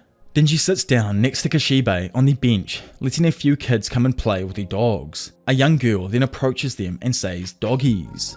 Denji tells Kishibe that he had eaten all of Makima and that she hadn't revived. Kishibe then asks Denji how he had killed her, despite the fact that attacks had no effect on her, to which Denji responds that he honestly didn't want to hurt Makima, that him eating her and becoming one with her wasn't even an attack, but rather love, I guess. Kishibe tells him that he probably just ended up accidentally finding a way around her contract before asking Denji how he managed to attack Makima without her detecting him. Denji explains that Makima only perceived people through her sense of smell, and because of that, he bet that Makima only saw Chainsaw Man the entire time he'd known her, and never truly took notice of him. Which is freaking deep, bro. Like, who knows if they after that chainsaw clout for real. The young girl moves closer to pet Cream Puff, leading Denji to tell her that he and Kishibe were having a top secret conversation and that she needed to beat it. The young girl walks up to Denji before biting his finger, quickly leading Denji to recognize her bite as Makima's. The young girl looks up at Denji, showing him that her eyes also had the same target-like pattern as Makima's. Kishibe tells Denji that the young girl had been recently discovered in China and that he had stolen her. Oh yes, of course, typical old man stealing a child. He tells him that the young girl wasn't Makima, but just the control devil, and that no memories from Makima were in the girl. He says that if they left the young girl in the hands of the Bureau, she'd inevitably become just like Makima again. Kishibe ends off by telling Denji that he would be leaving the reborn control devil in his hands, as he was going to be really busy for the foreseeable future. Denji asks the young girl what her name was, to which she responds that her name was Naota. Denji sighs and asks her if she wanted to do anything other than eat meat. She responds that she wanted to eat sliced bread, prompting Denji to say that she was a pretty inexpensive devil to keep around. He then walks back to his apartment, walking the dogs with him as Naota rides on his back. Back at his apartment, the two eat some sliced bread before falling asleep, with Naota sleeping in Denji's futon, while Denji sleeps directly on the floor using one of the dogs as a pillow. Denji begins to dream, and inside of his dream, he finds himself holding Pochita as the two sit within the shed they lived in during Denji's time within the Mafia.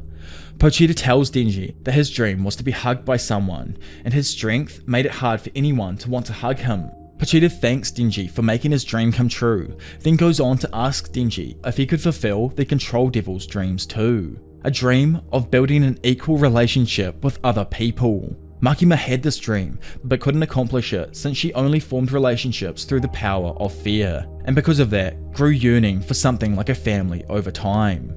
Pochita tells Denji that he wants him to make the dream come true for Naota, to which Denji asks how.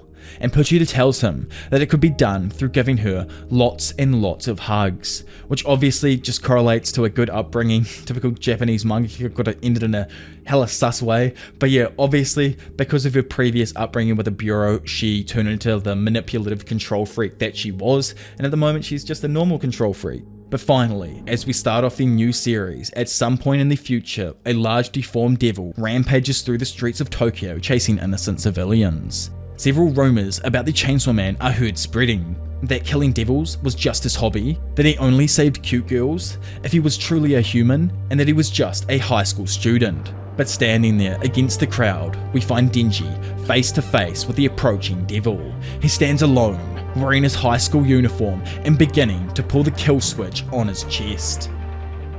So that officially brings us to the very end of Chainsaw Man's Public Safety Saga. Obviously, if you have enjoyed this video, do subscribe, as surely you're keen on more massive story videos just like this, but for a multitude of different series. For those who had actually seen this video before it was restricted in the past and then sat through it again, thank you so much. It always brings a massive smile to my face when I see people comment that they've come back to rewatch like old videos and stuff. I've contemplated re-uploading this one for a while now, so it's great to get it out in preparation for when the second saga of Chainsaw Man does complete, as it feels like it's finally coming to its end right now, like we're in the longest running arc at the moment. After I do eventually release that as well, I will then do a full update video on Chainsaw Man, covering everything that's released with it. For those who are still here, curious about Steel Ball Run and managed to sit through the entire video, which is kind of crack up, I've still got the last like 2 hours out of 8 edits, just because, you know, this time of year, holidays and whatnot has kind of just restricted how much I can work on it at a time.